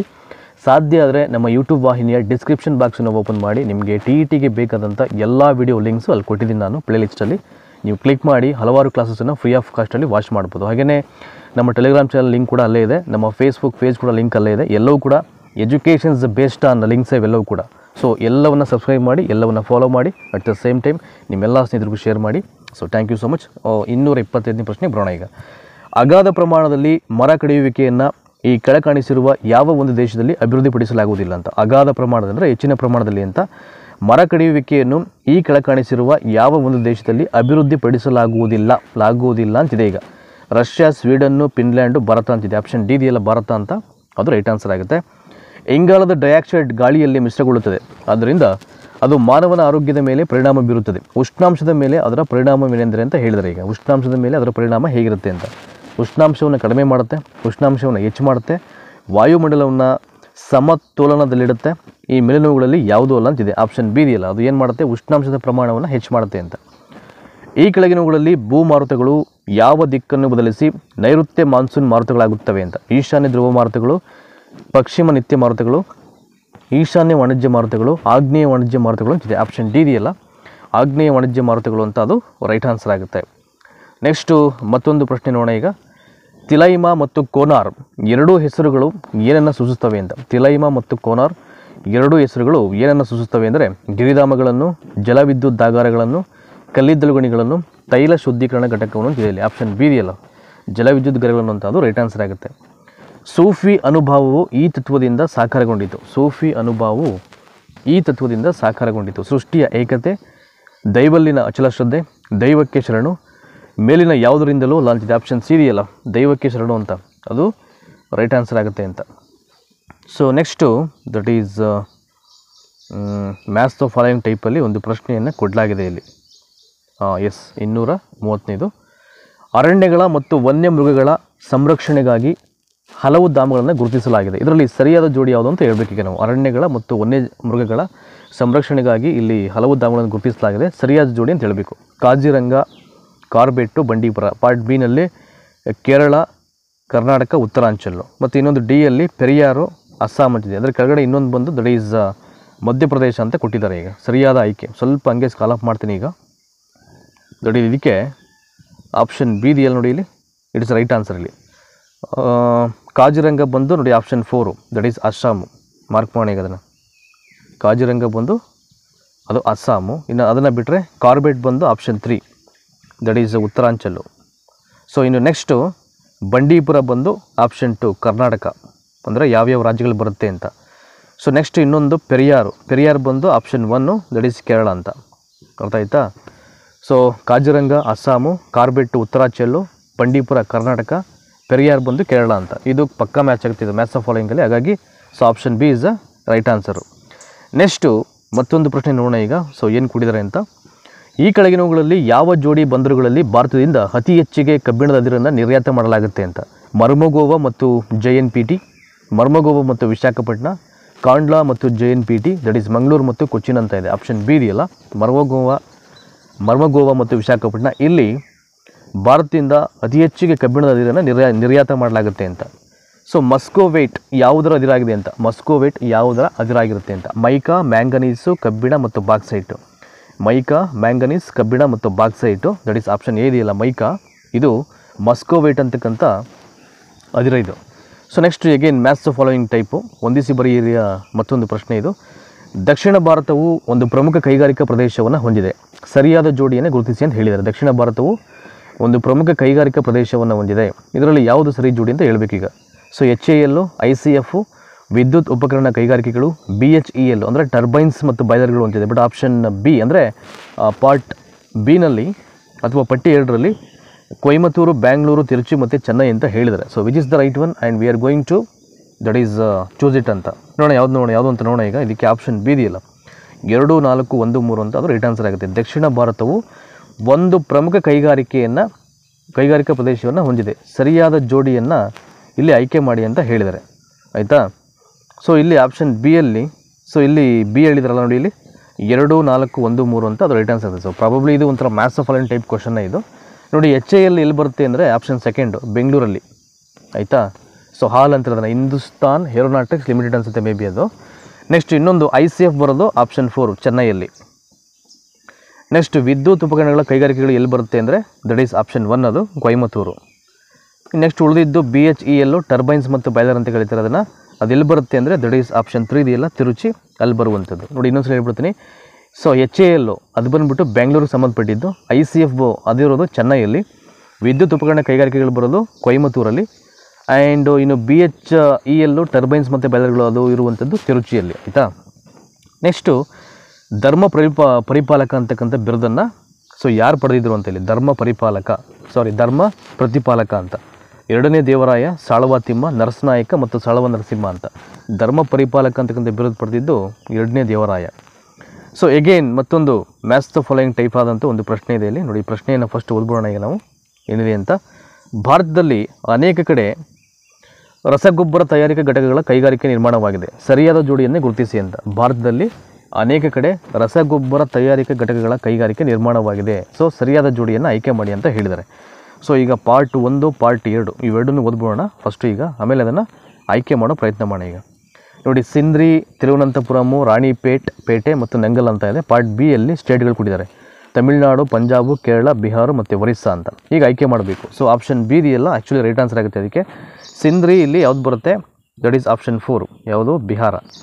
ನೆಕ್ಸ್ಟ್ ತಿರುವನಂತಪುರಮ್ ಆಪ್ಷನ್ 3 100% ಅದು ಬರೋದು ಕೇರಳದಲ್ಲೇ.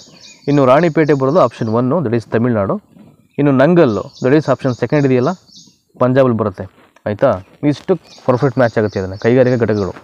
ಸಿಂಧ್ರಿ ಬಂದು ದಟ್ ಈಸ್ ಬಿಹಾರ್, ತಿರುವನಂತಪುರಂ ಬಂದು ಕೇರಳ, ರಾಣಿಪೇಟೆ ಬಂದು ತಮಿಳ್ನಾಡು, ನಂಗಲ್ ಬಂದು ದಟ್ ಈಸ್ ಪಂಜಾಬು. ಇದು ಕರೆಕ್ಟ್ ಮ್ಯಾಚ್ ಆಗುತ್ತೆ ಆಯಿತಾ. Option B right answer. So next ಮತ್ತೊಂದು ನೋಡೋಣ ಈಗ. ಕೌಟಿಲ್ಯನ ಅರ್ಥಶಾಸ್ತ್ರದಲ್ಲಿ, ಆಯಿತಾ, ಕೌಟಿಲ್ಯನ ಅರ್ಥಶಾಸ್ತ್ರದಲ್ಲಿ ಯಾವ ವಿಷಯಗಳನ್ನು ಉಲ್ಲೇಖ ಮಾಡಲಾಗಿದೆ ಅಂತ. ರಾಜಕೀಯದ ಬಗ್ಗೆ ಅನೇಕ ಉಲ್ಲೇಖವಿದೆ, ದೇಶದ ಆರ್ಥಿಕ ವ್ಯವಸ್ಥೆಯ ಬಗ್ಗೆ ಮಾತ್ರ ವಿವರಗಳಿದೆ, ಸಾರ್ವಜನಿಕ ಅರ್ಥವ್ಯವಸ್ಥೆಯ ಬಗ್ಗೆ ವಿವರಗಳಿದೆ, ತೆರಿಗೆಗಳ ಪಾವತಿಯ ಬಗ್ಗೆ ತಿಳುವಳಿಕೆ ಇದೆ ಅಂತ. ಆಪ್ಷನ್ ಸಿ ಇದೆಯಲ್ಲ ಸಾರ್ವಜನಿಕ ಅರ್ಥವ್ಯವಸ್ಥೆಯ ಬಗ್ಗೆ ವಿವರ ಇದೆ ಅಂತ, ಅದು ರೈಟ್ ಆನ್ಸರ್ ಆಗುತ್ತೆ. ಮನುಷ್ಯನ ಜೀವನ ಮಟ್ಟ ಸುಧಾರಿಸಿದಂತೆ ಬೆಳೆಯುವ ಬಯಕೆಗಳನ್ನು ಅವಶ್ಯಕಗಳೆನ್ನುತ್ತೇವೆ, ಸುಖದ ಬಯಕೆ ಎನ್ನುತ್ತೇವೆ, ವಿಲಾಸಿ ಬಯಕೆ ಎನ್ನುತ್ತೇವೆ, ಸುಧಾರಿತ ಬಯಕೆ ಅಂತ ಕರಿತೀವಿ ಅಂತ ಹೇಳಿದ್ದಾರೆ ಇಲ್ಲಿ. ಸೊ ಮನುಷ್ಯನ ಜೀವನ ಮಟ್ಟ ಸುಧಾರಿಸಿದಂತೆ ಬೆಳೆಯುವ ಬಯಕೆಗಳನ್ನು ಆಪ್ಷನ್ ಬಿ ಇದೆಯಲ್ಲ ಸುಖದ ಬಯಕೆ ಅಂತ ಕರಿತೀವಿ ಅಂತ, ಅದು ರೈಟ್ ಆನ್ಸರ್ ಆಗುತ್ತೆ ಅಂತ. ನೆಕ್ಸ್ಟು ಉತ್ಪಾದನಾ ಕಾರ್ಯ ಈ ಕೆಳಗಿನವುಗಳಲ್ಲಿ ಯಾವುದಾದರೆ ಮಾತ್ರ ಪೂರ್ಣವಾಗುತ್ತೆ ಅಂತ. ಉತ್ಪಾದನಾ ಕಾರ್ಯ ಈ ಕೆಳಗಿನವುಗಳಲ್ಲಿ ಯಾವುದಾದರೆ ಮಾತ್ರ ಪೂರ್ಣ ಆಗುತ್ತೆ ಅಂತ. ಉತ್ಪಾದನಾ ತುಷ್ಟಿಗುಣ ಹೆಚ್ಚಾದಾಗ, ಉತ್ಪಾದನೆ ಮಾನವನ ಬಯಕೆಗಳನ್ನು ಈಡೇರಿಸಿದಾಗ, ಉತ್ಪಾದನೆಯಾದ ಸರಕುಗಳು ಮತ್ತು ಸೇವೆಗಳು ಗ್ರಾಹಕರ ಕೈ ಸೇರಿದಾಗ, ಉತ್ಪಾದನೆ ಬೇಡಿಕೆಯನ್ನು ಈಡೇರಿಸಿದಾಗ ಅಂತಿದೆ ಇಲ್ಲಿ. ಸೊ ಆಪ್ಷನ್ ಸಿ ಇದೆಯಲ್ಲ ಉತ್ಪಾದನೆಯಾದ ಸರಕುಗಳು ಮತ್ತು ಸೇವೆಗಳು ಗ್ರಾಹಕರ ಕೈ ಸೇರಿದಾಗ ಅಂತ, ಅದು ರೈಟ್ ಆನ್ಸರ್ ಆಗುತ್ತೆ. ನೆಕ್ಸ್ಟ್ ಮತ್ತೊಂದು ಪ್ರಶ್ನೆ ನೋಡೋಣ ಈಗ ಏನಿದೆ ಅಂತ. ಸಹಕಾರಿ ಸಂಘಗಳ ಪ್ರಾಮುಖ್ಯತೆಯನ್ನು ಗುರುತಿಸಿ, ಇವನ್ನು ಭಾರತದಲ್ಲಿ ಈ ಕೆಳಗಿನ ಯಾವ ಪಟ್ಟಿಗೆ ಸೇರಿಸಲಾಗಿದೆ ಅಂತ ಅದನ್ನು ಗುರುತಿಸಬೇಕು ಈಗ. ಸಹಕಾರಿ ಸಂಘಗಳ ಪ್ರಾಮುಖ್ಯತೆಯನ್ನು ಗುರುತಿಸಿ, ಸೊ ಇವನ್ನು ಭಾರತದಲ್ಲಿ ಕೆಳಗಿನ ಯಾವ ಪಟ್ಟಿಗೆ ಸೇರಿಸಲಾಗಿದೆ ಅಂತ. ಕೇಂದ್ರ ಪಟ್ಟಿ, ಮಧ್ಯವರ್ತಿ ಪಟ್ಟಿ, ರಾಜ್ಯ ಪಟ್ಟಿ ಮತ್ತು ಯಾವುದೋ ಅಲ್ಲ ಅಂತಿದೆ. ಸೊ ಆಪ್ಷನ್ ಸಿ ಇದೆಯಲ್ಲ ದಟ್ ಈಸ್ ರಾಜ್ಯ ಪಟ್ಟಿ ಅಂತ, ಅದು ರೈಟ್ ಆನ್ಸರ್ ಆಗುತ್ತೆ. ನೆಕ್ಸ್ಟು ಈ ಕೆಳಗಿನ ಒಂದು ಪಟ್ಟಿಯು ಸಮಾಜವಾದಿ ಪದ್ಧತಿಯ ಪ್ರತಿಪಾದಕರನ್ನು ಹೊಂದಿದೆ ಅಂತ. ಸೊ ಯಾವುದು ಅಂತ, ಅದು ಸಮಾಜವಾದಿ ಪದ್ಧತಿಯ ಪ್ರತಿಪಾದಕರನ್ನು ಹೊಂದಿರೋದು ಯಾವುದು? Bismarck, Mussolini, Hitler, Saint Simon, Robert Owen ಮತ್ತು Karl Marx, Gandhiji, Ambedkar, Karl Marx, Vincent Churchill, Karl Marx and Roosevelt ಅಂತದೆ.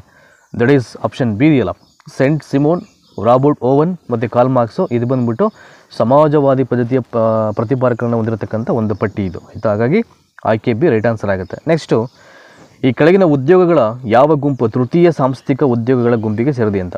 ಈ ಕೆಳಗಿನ ಉದ್ಯೋಗಗಳ ಯಾವ ಗುಂಪು ತೃತೀಯ ಸಾಂಸ್ಥಿಕ ಉದ್ಯೋಗಗಳ ಗುಂಪಿಗೆ ಸೇರಿದೆ? ಕಲ್ಲು ಹೊಡೆಯುವುದು, ಗಣಿಗಾರಿಕೆ, ವ್ಯವಸಾಯ, ಆರೋಗ್ಯ, ವಿದ್ಯಾಭ್ಯಾಸ, ಬ್ಯಾಂಕುಗಳು, ಕೈಗಾರಿಕೆ, ಸಾರಿಗೆ ವಿಮೆ, ಗಣಿಗಾರಿಕೆ, ಬೇಸಾಯ ಮತ್ತು ಆಹಾರ ಸಂಸ್ಕರಣೆ. ಸೊ ಆರೋಗ್ಯ, ವಿದ್ಯಾಭ್ಯಾಸ ಮತ್ತು ಬ್ಯಾಂಕುಗಳು ಅದು ರೈಟ್ ಆನ್ಸರ್ ಆಗುತ್ತೆ ಅಂತ. ನೆಕ್ಸ್ಟು 242. ಸೊ ನಿರುದ್ಯೋಗ ಸ್ಥಿತಿ ಅಂದರೆ ಏನು ಅಂತ. So what you mean by unemployment situations? ಆ ನಿರುದ್ಯೋಗದ ಕಂಡೀಷನ್ಸ್ ಅಂದರೆ ಹೆಂಗಿರುತ್ತೆ, ಅದರ ಸ್ಥಿತಿ ಅಂದರೆ ಏನು ಅಂತ. ಕೆಲಸ ದೊರಕುತ್ತದೆ ಆದರೆ ಕೆಲಸ ಮಾಡಲಿಕ್ಕೆ ಇಷ್ಟ ಇರಲ್ಲ ಅಂತ. ಕೆಲಸ ಸಿಗುತ್ತೆ ಆದರೆ ಕೆಲಸ ಮಾಡಲಿಕ್ಕೆ ಇಷ್ಟ ಇರುವುದು. ಕೆಲಸ ಸಿಗುತ್ತೆ ಆದರೆ ಕೆಲಸ ಮಾಡಲು ಇಷ್ಟವಿಲ್ಲದಿರುವುದು ಅಂತ. ಕೆಲಸ ಮಾಡಲು ಆಸಕ್ತಿ ಇರುವುದು ಆದರೆ ಕೆಲಸ ಮಾಡಲು ಇಷ್ಟವಿಲ್ಲದೇ ಇರುವುದು ಅಂತ. ಆಪ್ಷನ್ ಬಿ ಇದೆಯಲ್ಲ, ಎಲ್ಲವೂ ಕೂಡ ಸೊ ಮೇನ್ಲಿ ಪೂರಕವಾಗಿರ್ತಕ್ಕಂಥ ಅಂಶಗಳೇ, ಬಟ್ ಅದರಲ್ಲಿ ಯಾವುದು ಅಂತ ನಾವು ಆಯ್ಕೆ ಮಾಡಬೇಕಷ್ಟೆ. ಕೆಲಸ ದೊರಕದೇ ಇರುವುದು ಆದರೆ ಕೆಲಸ ಮಾಡಲು ಇಷ್ಟವಿರೋದು ಅಂತ.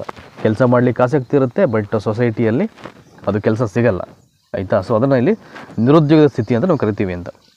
ಕೆಳಗಿನ ಗುಂಪುಗಳಲ್ಲಿ ಒಂದು ಗುಂಪು ಸೇರುವುದಿಲ್ಲ. ಸೊ ಯಾವ ಗುಂಪು ಸೇರಲ್ಲ ಅಂತ ಹೇಳಬೇಕು. ಮುಂಬೈ ಬೆಂಗಳೂರು ಹಾಲ್ಡಿಯಾ, ಮುಂಬೈ ನವಸೇವಾ ಟುಟಿಕೋರನ್ನು, ಮರ್ಮಗೋವಾ ಮಂಗಳೂರು ಕೋಲ್ಕತ್ತಾ, ಕೊಚ್ಚಿ ಚೆನ್ನೈ ಮತ್ತು ಪಾರದೀಪು. ಇವೆಲ್ಲವೂ ಕೂಡ ಪೂರ್ವ ತೀರ ಮತ್ತು ಪಶ್ಚಿಮ ತೀರದ ಬಂಧುಗಳು ಅನಿಸುತ್ತೆ ಮೇ ಬಿ ಇವೆಲ್ಲವೂ. ಅದನ್ನು ಇಲ್ಲಿ ಯಾವುದು ಸಂಬಂಧ ಇಲ್ಲ, ಅದನ್ನು ಆಯ್ಕೆ ಮಾಡಬೇಕು. ಸೊ ಇಲ್ಲಿ ಮುಂಬೈ ಬೆಂಗಳೂರು ಹಾಲ್ಡಿಯಾ ಇದೆಯಲ್ಲ, ಸೊ ಅದು ಐ ಥಿಂಕ್ ಸರಿಯಾದ ಗುಂಪಲ್ಲ ಅಂತ ಇಲ್ಲಿ ಆಯ್ಕೆ ಮಾಡಬೇಕು ನಾವು. ನೆಕ್ಸ್ಟು, ಈ ಕೆಳಗಿನ ಬ್ಯಾಂಕುಗಳಲ್ಲಿ ರೈತರಿಗೆ ದೀರ್ಘಾವಧಿ ಸಾಲ ಕೊಡುವ ಬ್ಯಾಂಕನ್ನು ಗುರುತಿಸಿ ಅಂತ. ಈ ಕೆಳಗಿನ ಬ್ಯಾಂಕುಗಳಲ್ಲಿ ರೈತರಿಗೆ ದೀರ್ಘಾವಧಿ ಸಾಲ ಕೊಡುವ ಬ್ಯಾಂಕನ್ನು ಗುರುತಿಸಿ. ರಾಷ್ಟ್ರೀಕೃತ ಬ್ಯಾಂಕುಗಳು, RBI, ಪ್ರಾಥಮಿಕ ವ್ಯವಸಾಯ ಬ್ಯಾಂಕುಗಳು, ಭೂ ಅಭಿವೃದ್ಧಿ ಬ್ಯಾಂಕುಗಳು ಅಂದರೆ ಲ್ಯಾಂಡ್ ಡೆವಲಪ್ಮೆಂಟ್ ಬ್ಯಾಂಕ್ ಅಂದರೆ ಅದನ್ನು. ಸೊ ಈ ಕೆಳಗಿನ ಬ್ಯಾಂಕುಗಳಲ್ಲಿ ರೈತರಿಗೆ ದೀರ್ಘಾವಧಿ ಸಾಲ ಕೊಡುವ ಬ್ಯಾಂಕು ಯಾವುದಪ್ಪ ಅಂದರೆ ದಟ್ ಈಸ್ ಆಪ್ಷನ್ ಡಿ ಇದೆಯಲ್ಲ, ಭೂ ಅಭಿವೃದ್ಧಿ ಬ್ಯಾಂಕು ಅಂತ ಅದು ರೈಟ್ ಆನ್ಸರ್ ಆಗುತ್ತೆ. ಜನಸಂಖ್ಯಾ ಶಾಸ್ತ್ರ ಅಂದರೆ ಏನು ಅಂತ. ಒಂದು ದೇಶದ ಜನಸಂಖ್ಯೆ ಅಂಕಿಅಂಶವನ್ನು ಅಭ್ಯಾಸ ಅಂದರೆ ಸ್ಟಡಿ ಮಾಡ್ತಕ್ಕಂಥ ಸಬ್ಜೆಕ್ಟು. ಜನಸಂಖ್ಯೆ ಹೆಚ್ಚಳವನ್ನು ಅಂದಾಜು ಮಾಡುವ ಶಾಸ್ತ್ರ. ನಿರುದ್ಯೋಗ ಮತ್ತು ಅರೆ ಉದ್ಯೋಗವನ್ನು ತಿಳಿಸುವ ವಿಷಯ.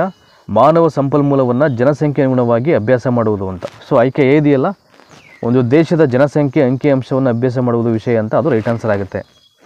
ಸೊ ನೆಕ್ಸ್ಟು 246, ಭಾರತದಲ್ಲಿ ಆಧುನಿಕ ಬೇಸಾಯ ಹೆಚ್ಚು ಸಫಲವಾಗಿಲ್ಲ ಅಂತ. ಭಾರತದಲ್ಲಿ ಆಧುನಿಕ ಬೇಸಾಯ ಹೆಚ್ಚು ಸಫಲವಾಗಿಲ್ಲ. ಸೊ ಏನಕ್ಕೆ ಅಂದರೆ ಇದಕ್ಕೆ ಕುಶಲ ಕಾರ್ಮಿಕರ ಮತ್ತು ವೈಜ್ಞಾನಿಕ ಮತ್ತು ಜ್ಞಾನ ಭಾರತದ ಕಾರ್ಮಿಕರಲ್ಲಿ ಇಲ್ಲದೇ ಇರುವುದು ಅಂತ. ಬ್ರಿಟಿಷರ ಕಾಲದಲ್ಲಿ ಇದನ್ನು ರೂಢಿಗೆ ತರದೇ ಹೋದುದು. ಇದಕ್ಕೆ ಭೂ ಸುಧಾರಣೆಗಳು ಮತ್ತು ಹೆಚ್ಚು ಬಂಡವಾಳ ಬೇಕಾಗಿರುವುದು. ಇದಕ್ಕೆ ಗರಿಷ್ಠ ಪ್ರಮಾಣದ ರಾಸಾಯನಿಕ ಗೊಬ್ಬರಗಳ ಮತ್ತು ಯಂತ್ರಗಳ ಅವಶ್ಯಕತೆ ಇರುವುದಂತಿದೆ. ಇಲ್ಲಿ ಭಾರತದಲ್ಲಿ ಆಧುನಿಕ ಬೇಸಾಯ ಹೆಚ್ಚು ಸಫಲವಾಗಿಲ್ಲ ಏಕೆ ಅಂತ. ಸೊ ಆಪ್ಷನ್ ಎ ಇದೆಯಲ್ಲ, ಇದಕ್ಕೆ ಕುಶಲ ಕಾರ್ಮಿಕರ ಮತ್ತು ವೈಜ್ಞಾನಿಕ ಮತ್ತು ಜ್ಞಾನ ಭಾರತದ ಕಾರ್ಮಿಕರಲ್ಲಿ ಇಲ್ಲದೇ ಇರುವುದು ಅಂತ. ಅದಕ್ಕೆ ಬೇಕಾದಂಥ ಸ್ಕಿಲ್ಸು ನಮ್ಮ ಇಂಡಿಯನ್ ಲೇಬರ್ಸಲ್ಲಿ ಇಲ್ಲ ಅಂತಕ್ಕಂಥ ರೀಸನ್. ಹಾಗಾಗಿ ಸೊ ಈ ಆಧುನಿಕ ಬೇಸಾಯ ಅಂತಕ್ಕಂಥದ್ದು ಹೆಚ್ಚು ಸಫಲವಾಗಿಲ್ಲ ಅನ್ನಲಿಕ್ಕೆ ಅದು ಆನ್ಸರ್ ಆಗುತ್ತೆ. So option B. ಜಮೀನುಗಳ ವಿಭಜನೆ ಮತ್ತು ಛಿದ್ರೀಕರಣವನ್ನು ಹೋಗಲಾಡಿಸಲು ಏನು ಮಾಡಬೇಕು ಅಂತ. ಬೇಸಾಯದ ಆಧುನೀಕರಣದಿಂದ ಸಾಧ್ಯ. ಪಿತ್ರಾರ್ಜಿತ ಆಸ್ತಿಯ ಹಕ್ಕನ್ನು ಬದಲಾಯಿಸುವ ಅಗತ್ಯ. ಜಮೀನುಗಳನ್ನು ಕ್ರೋಢೀಕರಿಸುವುದರಿಂದ ಸಾಧ್ಯ. ಆರ್ಥಿಕ ಹಿಡುವಳಿಗಳನ್ನು ನಿರ್ಮಾಣ ಮಾಡೋದ್ರಿಂದ ಸಾಧ್ಯ ಅಂತಿದೆ. ಇದಕ್ಕೆ ಆಪ್ಷನ್ ಸಿ ಇದೆಯಲ್ಲ, ಜಮೀನುಗಳ ವಿಭಜನೆ ಮತ್ತು ಛಿದ್ರೀಕರಣವನ್ನು ಹೋಗಲಾಡಿಸಲಿಕ್ಕೆ ಜಮೀನುಗಳನ್ನು ಕ್ರೋಢೀಕರಿಸುವುದರಿಂದ ಸಾಧ್ಯ ಅನ್ನೋದು ರೈಟ್ ಆನ್ಸರ್ ಆಗುತ್ತೆ ಅಂತ.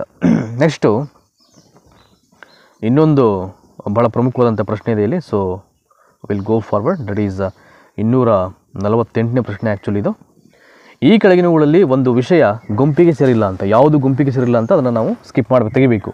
ಬುಟ್ಟಿ ಹೆಣೆಯುವಿಕೆ, ಹಗ್ಗಗಳನ್ನು ತಯಾರು ಮಾಡುವುದು, ಬಡಗಿತನ, ಸಿದ್ಧಪಡಿಸಿದ ಉಡುಪುಗಳು ಅಂತ. ಸಿದ್ಧಪಡಿಸಿದ ಉಡುಪುಗಳು ಇವೆಲ್ಲ ಯಾವುದಕ್ಕೂ ಬರಲ್ಲ. ಬುಟ್ಟಿ ಹೆಣೆಯುವುದು, ಹಗ್ಗವನ್ನು ತಯಾರು ಮಾಡೋದು, ಬಡಗಿತನ ಇವೆಲ್ಲ ಒಂದು ಗುಂಪಾದರೆ ಸಿದ್ಧಪಡಿಸಿದಂಥ ಉಡುಪುಗಳು ಅದು ಪ್ರತ್ಯೇಕವಾಗಿ ಗುಂಪಾಗುತ್ತೆ, ಅದು ಇಲ್ಲಿಗೆ ಸೇರಲ್ಲ. ಹಾಗಾಗಿ ಆಪ್ಷನ್ ಡಿ ರೈಟ್ ಆನ್ಸರ್ ಆಗುತ್ತೆ.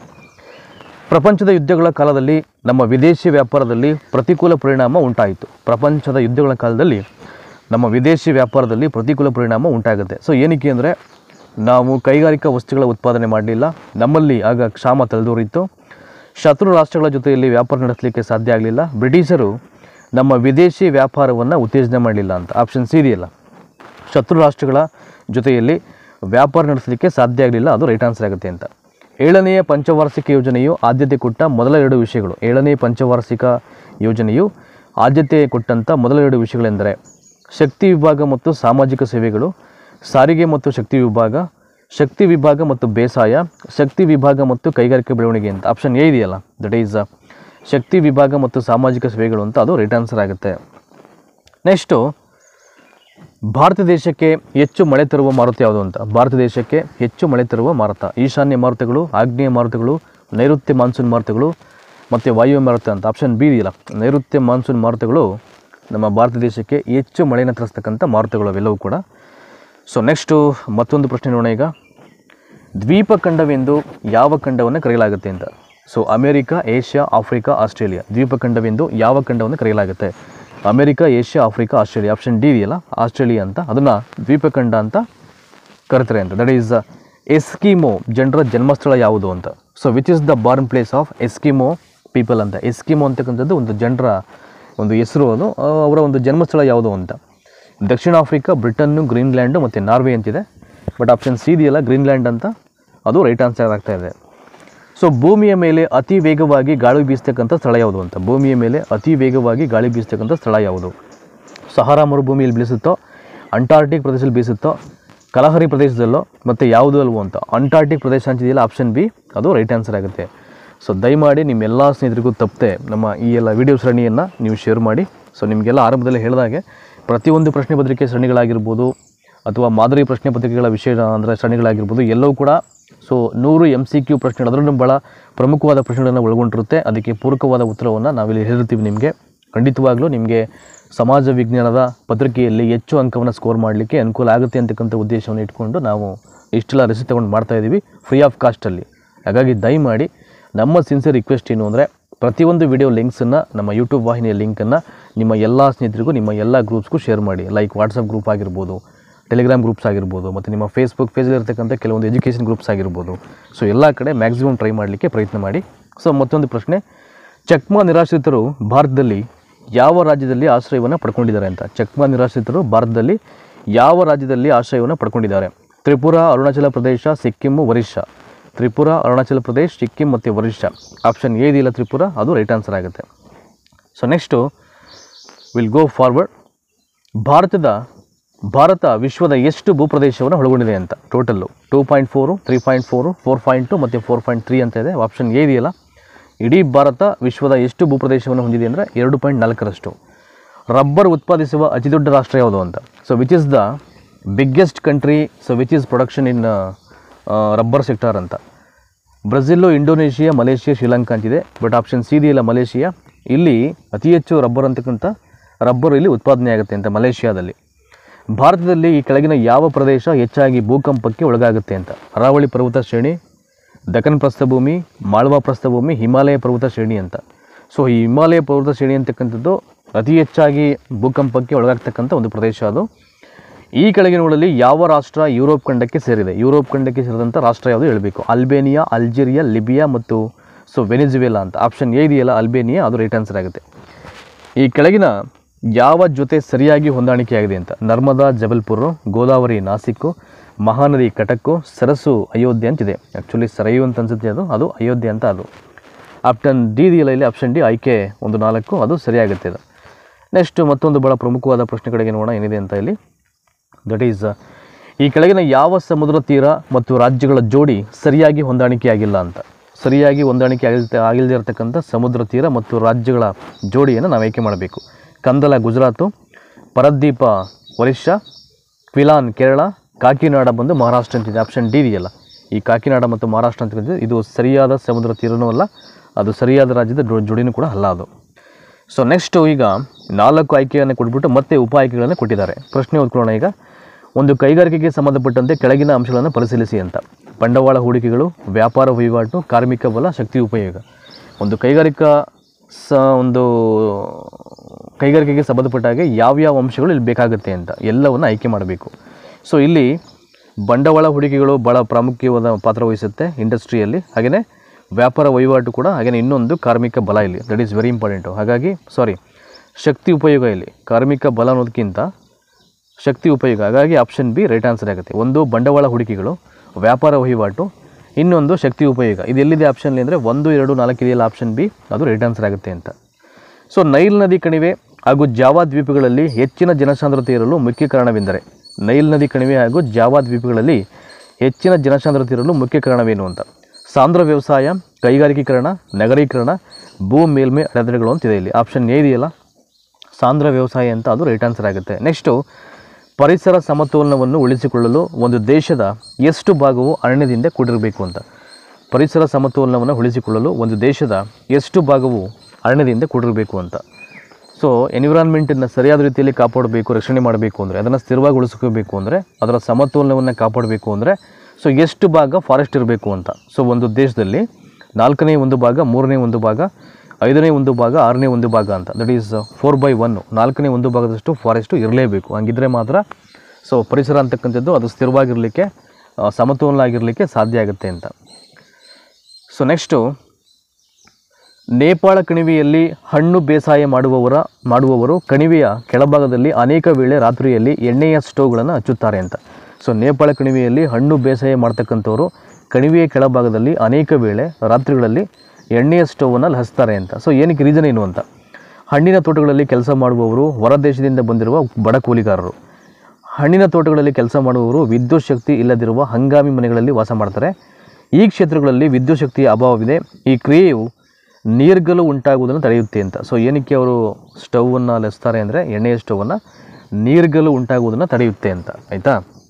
ಜುಲೈ ತಿಂಗಳಿನ ಸಮತಾಪ ರೇಖೆ ಅಂತಕ್ಕಂಥದ್ದು ಅದು ಏನನ್ನು ಹೇಳುತ್ತೆ ಅಂತ. ಜುಲೈ ತಿಂಗಳಿನ ಸಮತಾಪ ರೇಖೆ ಮಾನವನಿಗೆ ಅನುಕೂಲವಾದ ತಾಪಮಾನದ ಮೇರೆಯನ್ನು ಸೂಚಿಸುತ್ತೆ. ಸಾಗರ ಪ್ರವಾಹದ ಪ್ರಭಾವದ ಮೇರೆಯನ್ನು ಸೂಚಿಸುತ್ತೆ. ಮರಗಳು ಬೆಳೆಯಲು ಅನುಕೂಲವಾದ ತಾಪಮಾನದ ಮೇರೆಯನ್ನು ಸೂಚಿಸುತ್ತೆ. ಟಂಡ್ರಾ ಪ್ರದೇಶದ ದಕ್ಷಿಣ ದಿಕ್ಕಿನ ಮೇರೆಯನ್ನು ಸೂಚಿಸುತ್ತೆ ಅಂತ. ಮಾನವನಿಗೆ ಅನುಕೂಲವಾದ ತಾಪಮಾನದ ಮೇರೆಯನ್ನು ಸೂಚಿಸುತ್ತದೆ. ಸಾಗರ ಪ್ರವಾಹದ ಪ್ರಭಾವದ ಮೇರೆಯನ್ನು ಸೂಚಿಸುತ್ತದೆ. ಮರಗಳು ಬೆಳೆಯಲು ಅನುಕೂಲವಾದ ತಾಪಮಾನದ ಮೇರೆಯನ್ನು ಸೂಚಿಸುತ್ತದೆ.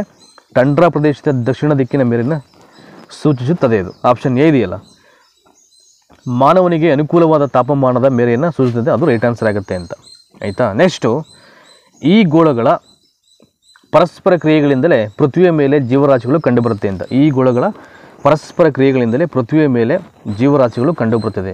ಶಿಲಾಗೋಳ, ವಾಯುಗೋಳ, ಜೀವಗೋಳ, ಜಲಗೋಳ, ವಾಯುಗೋಳ, ಜೀವಗೋಳ, ಶಿಲಾಗೋಳ, ಜಲಗೋಳ, ಜೀವಗೋಳ, ಶಿಲಾಗೋಳ, ಜಲಗೋಳ, ವಾಯುಗೋಳ, ಅಂದರೆ ಆರ್ಡರ್ ವೈಸ್ ಹೇಳಬೇಕು ಅಂತ. ಸೊ ಈ ಗೋಳಗಳ ಮೇಲೆ ಪರಸ್ಪರ ಕ್ರಿಯೆಯಿಂದ ಪೃಥ್ವಿಯ ಮೇಲೆ ಜೀವರಾಶಿಗಳು ಕಂಡುಬರುತ್ತವೆ ಅಂತ. ನೋಡಿ, ಇಲ್ಲಿ ಮೊದಲು ಶಿಲಾಗೋಳ, ಆಮೇಲೆ ಜಲಗೋಳ, ಆಮೇಲೆ ವಾಯುಗೋಳ ಅಂತ, ಅದು right answer option D. Sea bird ಎಂಬುದು ಏನು ಅಂತ. ಅದೊಂದು ಯುದ್ಧ ನೌಕೆನೋ, ಅದೊಂದು ನೌಕಾ ಸ್ಥಾವರ ನೆಲೆಯೋ, ಒಂದು ಕ್ಷಿಪಣಿಯೋ, ಯುದ್ಧ ವಿಮಾನವನ್ನು ಕೊಂಡೊಯ್ತಕ್ಕಂಥ ಒಂದು ನೌಕೆ ಅಂತ ಹೇಳಬೇಕು. ಸೀ ಬರ್ಡ್ ಅಂತಕ್ಕಂಥದ್ದು ಅದು ಒಂದು ನೌಕಾ ಸ್ಥಾವರ ನೆಲೆ ಅಂತ, ಅದು ಆಯಿತಾ. ಸೊ ಬಾಕ್ರಾ ನಂಗಲ್ ಯೋಜನೆಯ ಪ್ರಯೋಜನ ಹೊಂದುತ್ತಿರುವ ರಾಜ್ಯಗಳು ಅಂತ. ಬಾಕ್ರಾ ನಂಗಲ್ ಯೋಜನೆಯ ಪ್ರಯೋಜನವನ್ನು ಹೊಂದುತ್ತಿರುವ ರಾಜ್ಯಗಳು ಯಾವುದು ಅಂತ. ಪಂಜಾಬ್, ರಾಜಸ್ಥಾನ್, ಹರಿಯಾಣ, ರಾಜಸ್ಥಾನ್, ಪಂಜಾಬ್ ಮತ್ತು ಹರಿಯಾಣ ಅಂತ. ಆಪ್ಷನ್ ಎ ಇದೆಯಲ್ಲ, so that is Punjab, Rajasthan ಮತ್ತು ಹರಿಯಾಣ ಅಂತಿದೆಯಲ್ಲ, ಅದು ಬಾಕ್ರಾ ನಂಗಲ್ ಯೋಜನೆಯ ಪ್ರಯೋಜನ ಹೊಂದುತ್ತಿರತಕ್ಕಂಥ ಸೊ ರಾಜ್ಯಗಳು. ಹಾಗಾಗಿ option B is the right answer ಆಗುತ್ತೆ ಅದಕ್ಕೆ. ಸೊ ಯಾವುದು ನೋಡಿ, 270ನೇ ಪ್ರಶ್ನೆ ಅದು. ಆಪ್ಷನ್ ಎ ಇದೆಯಲ್ಲ, ಪಂಜಾಬು, ರಾಜಸ್ಥಾನ ಮತ್ತು ಹರಿಯಾಣ, ಅದು ರೈಟ್ ಆನ್ಸರ್ ಆಗುತ್ತೆ. Next will go forward. Mithila Nagar ಯಾವ ರಾಜ್ಯದಲ್ಲಿ ಬರುತ್ತೆ ಅಂತ. ಸೊ ಮಿಥಿಲಾ ಅಂತಕ್ಕಂಥ ಒಂದು ನಗರ ಯಾವ ಸ್ಟೇಟಲ್ಲಿ ಬರುತ್ತೆ ಅಂತ. ತ್ರಿಪುರ, ಗುಜರಾತು, ಬಿಹಾರು ಮತ್ತು ಒರಿಸ್ಸಾ ಅಂತಿದೆ. ಆಪ್ಷನ್ ಸಿ ಇದೆಯಲ್ಲ, ಬಿಹಾರು ರೈಟ್ ಆನ್ಸರ್ ಆಗುತ್ತೆ. ನೆಕ್ಸ್ಟು, ಪ್ರಸಕ್ತ 10ನೇ ಯೋಜನೆಗಾಗಿ ಒಟ್ಟು ಎಷ್ಟು ಹಣವನ್ನು ನಿಗದಿ ಮಾಡಲಾಗಿದೆ ಅಂತ. ಪ್ರಸಕ್ತ 10ನೇ ಯೋಜನೆಗಾಗಿ ಒಟ್ಟು ಎಷ್ಟು ಹಣವನ್ನು ನಿಗದಿಪಡಿಸಿದ್ದಾರೆ ಅಂತ. ಇದರಲ್ಲಿ 15,95,300 ಕೋಟಿ, 10,95,500 ಕೋಟಿ, ಸೊ 10 ಲಕ್ಷ ಕೋಟಿ, 10,000 ಕೋಟಿ ಅಂತಿದೆ. ಇದಕ್ಕೆ ಆಪ್ಷನ್ ಎ ಇದೆಯಲ್ಲ, 15,95,300 ಕೋಟಿ ಅಂತ, 15,95,300 crores ಅಂತಿದೆಯಲ್ಲ, ಅದು ರೈಟ್ ಆನ್ಸರ್ ಆಗುತ್ತೆ. ನೆಕ್ಸ್ಟು, ಕೌರಿ ಮರವು ಈ ಜನಾಂಗದವರಿಗೆ ಪವಿತ್ರವಾದದ್ದು. ಸೊ ಯಾರಿಗೆ ಅದು ಪವಿತ್ರವಾದಂಥ ಮರ ಅಂತ, ಕೌರಿ ಅಂತಕ್ಕಂಥ ಮರ. ನೋಡೋಣ ಈಗ. ನ್ಯೂಜಿಲೆಂಡ್ನ ಮಾವೋರಿಗಳಿಗೆ, ಮಲೇಸಿಯಾದ ಸೆಮಾಂಗ್ಗಳಿಗೆ, ಆಸ್ಟ್ರೇಲಿಯಾದ ಬೆಂಡಿಬಸ್ ಜನಾಂಗದವರಿಗೆ, ಕೆನಿಯಾದ ರೆಕಿಯು ಜನಾಂಗದವರಿಗೆ ಅಂತ. ಆಪ್ಷನ್ ಡಿ ಇದೆಯಲ್ಲ, ಕೆನಿಯಾದ ರೆಕಿಯು ಜನಾಂಗದವರಿಗೆ ಅಂತ, ಅದು ರೈಟ್ ಆನ್ಸರ್ ಆಗುತ್ತೆ. ಅರೋರಾ ಬೊರಿಯಾಲಿಸ್ ಭೂಕಾಂತ ಧ್ರುವ ಪ್ರಭೆಯನ್ನು ಈ ದೇಶಗಳಿರುವ ಜನರು ಕಾಣಬಲ್ಲರು ಅಂತ. ಸೊ ಯಾವ ದೇಶದಲ್ಲಿರತಕ್ಕಂಥ ಜನ ಅಂತ. ಸ್ವೀಡನ್ನು, ಜರ್ಮನಿ, ರಷ್ಯಾ ಮತ್ತು ದಕ್ಷಿಣ ಆಫ್ರಿಕಾ. ಸ್ವೀಡನ್ನು, ಡೆನ್ಮಾರ್ಕು, ಇಟಲಿ ಮತ್ತು ಭಾರತ. ಆಸ್ಟ್ರೇಲಿಯಾ, ನ್ಯೂಜಿಲೆಂಡು, ದಕ್ಷಿಣ ಆಫ್ರಿಕಾ ಮತ್ತು ನಮೀಬಿಯಾ. ಬ್ರೆಜಿಲ್, ಅರ್ಜೆಂಟೈನಾ, ಮೆಕ್ಸಿಕೋ ಮತ್ತು ಕೆನಡಾ ಅಂತ. ಆಪ್ಷನ್ ಎ ಇದೆಯಲ್ಲ. ಸೊ ಮೊದಲನೇದು ಸ್ವೀಡನ್ನು, ಜರ್ಮನಿ, ರಷ್ಯಾ ಮತ್ತು ಆಫ್ರಿಕಾ ಅಂತ. ಅದು ಇಲ್ಲಿ ರೈಟ್ ಆನ್ಸರ್ ಆಗುತ್ತೆ ಆಪ್ಷನ್ 1. ಸೊ ನೆಕ್ಸ್ಟು 275ನೇ ಪ್ರಶ್ನೆ ಬರೋಣ ಈಗ. ಸೊ ಮತ್ತೊಂದು ಪ್ರಶ್ನೆ ನೋಡೋಣ ಈಗ. ಒಂದು ಪ್ರದೇಶದ ಜನರ ಆಹಾರ, ಉಡುಪು, ಉದ್ಯೋಗಗಳು ಏನನ್ನು ಅವಲಂಬಿಸಿರುತ್ತೆ ಅಂತ. ಒಂದು ಪ್ರದೇಶದ ಜನರ ಆಹಾರ, ಸೊ ಉಡುಪುಗಳು ಅಥವಾ ಮತ್ತು ಉದ್ಯೋಗಗಳು ಏನನ್ನು ಅವಲಂಬಿಸಿರುತ್ತೆ? ಆ ಪ್ರದೇಶದ ಜನರ ವಿದ್ಯಾಮಟ್ಟವನ್ನು, ಆ ಪ್ರದೇಶದ ವಾಯುಗುಣವನ್ನು, ಆ ಪ್ರದೇಶದ ಜನರ ಒಂದು ಸಂಪ್ರದಾಯಗಳನ್ನು ಮತ್ತು ಆ ಪ್ರದೇಶ ಅಂತ ಅಷ್ಟೇ ಕೊಟ್ಟಿರೋದು ಇಲ್ಲಿ. ಆಪ್ಷನ್ ಬಿ ಇದೆಯಲ್ಲ, ಆ ಒಂದು ಪ್ರದೇಶದ ವಾಯುಗುಣದ ಮೇಲೆ ಅವರ ಒಂದು ಆಹಾರ ಆಗಿರ್ಬೋದು, ಉಡುಪಾಗಿರ್ಬೋದು, ಅವರ ಉದ್ಯೋಗ ಆಗಿರ್ಬೋದು, ಅದು ನಿರ್ಧಾರವಾಗಿರುತ್ತೆ ಅಂತ, ಅಂದರೆ ಅದು ಅವಲಂಬನೆ ಆಗಿರುತ್ತೆ ಅಂತ. ಶಂಕುವಿನಾಕಾರದ ಕಾಡುಗಳು ಇರುವ ಪ್ರದೇಶವು, ಶಂಕುವಿನಾಕಾರದ ಕಾಡುಗಳು ಇರತಕ್ಕಂಥ ಪ್ರದೇಶವು ಇರುವುದು ಎಲ್ಲಿ ಅಂತ. ಸೊ 55 ಡಿಗ್ರಿ ಹಾಗೂ 70 ಡಿಗ್ರಿ ಅಕ್ಷಾಂಶಗಳ ನಡುವೆ ಉತ್ತರ ಗೋಳಾರ್ಧದಲ್ಲಿ, ದಕ್ಷಿಣ ಕೆನಡಾದಿಂದ ಉತ್ತರ ರಷ್ಯಾದವರೆಗೂ ನಿರಂತರವಾದ ವಲಯದಲ್ಲಿ, ದಕ್ಷಿಣ ಗೋಳಾರ್ಧದಲ್ಲಿ ಕೇವಲ 60 ಡಿಗ್ರಿಯಿಂದ 66.5 ಡಿಗ್ರಿಯ ಅಕ್ಷಾಂಶಗಳ ನಡುವೆ ಅಂತ. ಸೊ ಉತ್ತರ ಗೋಳಾರ್ಧದಲ್ಲಿ ಆಫ್ರಿಕಾ ಖಂಡದಲ್ಲಿ ಕಂಡುಬರುವುದಿಲ್ಲ ಅಂತಿದೆ ಇಲ್ಲಿ. ಆಪ್ಷನ್ ಸಿ ಇದೆಯಲ್ಲ, ಶಂಕುವಿನಾಕಾರದ ಕಾಡುಗಳು ಇರುವ ಪ್ರದೇಶವು ಇರುವುದು ಎಲ್ಲಿ ಅಂತ. ದಕ್ಷಿಣ ಗೋಳಾರ್ಧದಲ್ಲಿ ಕೇವಲ 60 ಡಿಗ್ರಿ ಹಾಗೂ 66 ಡಿಗ್ರಿ ಅಕ್ಷಾಂಶಗಳ ನಡುವೆ ಇದು ಎಲ್ಲಿ ಕಂಡುಬರುತ್ತಿದೆ? ಯಾವುದು? ಶಂಕುವಿನಾಕಾರದ ಕಾಡುಗಳು. ಹಾಗಾಗಿ ಆಪ್ಷನ್ ಸಿ ಇದೆಯಲ್ಲ, ಅದು ರೈಟ್ ಆನ್ಸರ್ ಆಗಿದೆ ಅಂತ. ನೆಕ್ಸ್ಟು, ನರ್ಮದಾ ಕಣಿವೆ ಯೋಜನೆಯ ಪ್ರಯೋಜನ ಹೊಂದುತ್ತಿರುವ ರಾಜ್ಯಗಳು ಅಂತ. ಯಾವ ರಾಜ್ಯಗಳು ನರ್ಮದಾ ಕಣಿವೆ ಯೋಜನೆಯ ಪ್ರಯೋಜನವನ್ನು ಪಡ್ಕೊಳ್ತಾ ಇದೆ ಅಂತ? ಪಂಜಾಬ್, ರಾಜಸ್ಥಾನ್ ಮತ್ತು ಹರಿಯಾಣ, ರಾಜಸ್ಥಾನ್ ಮತ್ತು ಪಂಜಾಬ್, ಮಧ್ಯಪ್ರದೇಶ್, ಗುಜರಾತ್ ಮತ್ತು ಛತ್ತೀಸ್ಗಢ ಅಂತ ಹೇಳಿದರೆ ಆಪ್ಷನ್ ಡಿ ಇದೆಯಲ್ಲ, ಮಧ್ಯಪ್ರದೇಶ, ಗುಜರಾತ್, ಛತ್ತೀಸ್ಗಢ ಅಂತ ಅದು ರೈಟ್ ಆನ್ಸರ್ ಆಗುತ್ತೆ. ನೆಕ್ಸ್ಟು 278ನೇ ಪ್ರಶ್ನೆ ನೋಡೋಣ ಈಗ. ಭಾರತದಲ್ಲಿ ಕ್ರಿಸ್ಮಸ್ ಹಬ್ಬದ ಕಾಲವು ಚಳಿಗಾಲವಾಗಿದ್ದರೆ ಅದು ಆಸ್ಟ್ರೇಲಿಯಾದಲ್ಲಿ ಬೇಸಿಗೆ ಕಾಲವಾಗಿರುತ್ತೆ ಅಂತ. ಭಾರತದಲ್ಲಿ ಕ್ರಿಸ್ಮಸ್ ಹಬ್ಬದ ಕಾಲವು ಚಳಿಗಾಲವಾಗಿದ್ದರೆ ಅದು ಆಸ್ಟ್ರೇಲಿಯಾದಲ್ಲಿ ಬೇಸಿಗೆ ಕಾಲವಾಗಿರುತ್ತೆ. ಏಕೆಂದರೆ ಆಸ್ಟ್ರೇಲಿಯಾದಲ್ಲಿ ವಿಸ್ತಾರವಾದ ಉಷ್ಣವಲಯದ ಮರುಭೂಮಿ ಇದೆ. ಮಕರ ಸಂಕ್ರಾಂತಿ ವೃತ್ತವು ಆಸ್ಟ್ರೇಲಿಯಾದ ಮೂಲಕ ಹಾದು ಹೋಗಿದೆ. ಆಸ್ಟ್ರೇಲಿಯಾ ದಕ್ಷಿಣಾರ್ಧ ಗೋಳದಲ್ಲಿದೆ. ಆಸ್ಟ್ರೇಲಿಯಾ ಭಾರತದಿಂದ ಬಹುದೂರ ಇದೆ ಅಂತ. ಆಪ್ಷನ್ ಸಿ ಇದೆಯಲ್ಲ, ಆಸ್ಟ್ರೇಲಿಯಾ ದಕ್ಷಿಣಾರ್ಧ ಗೋಳದಲ್ಲಿದೆ ಅಂತ, ಅದು ರೈಟ್ ಆನ್ಸರ್ ಆಗುತ್ತೆ.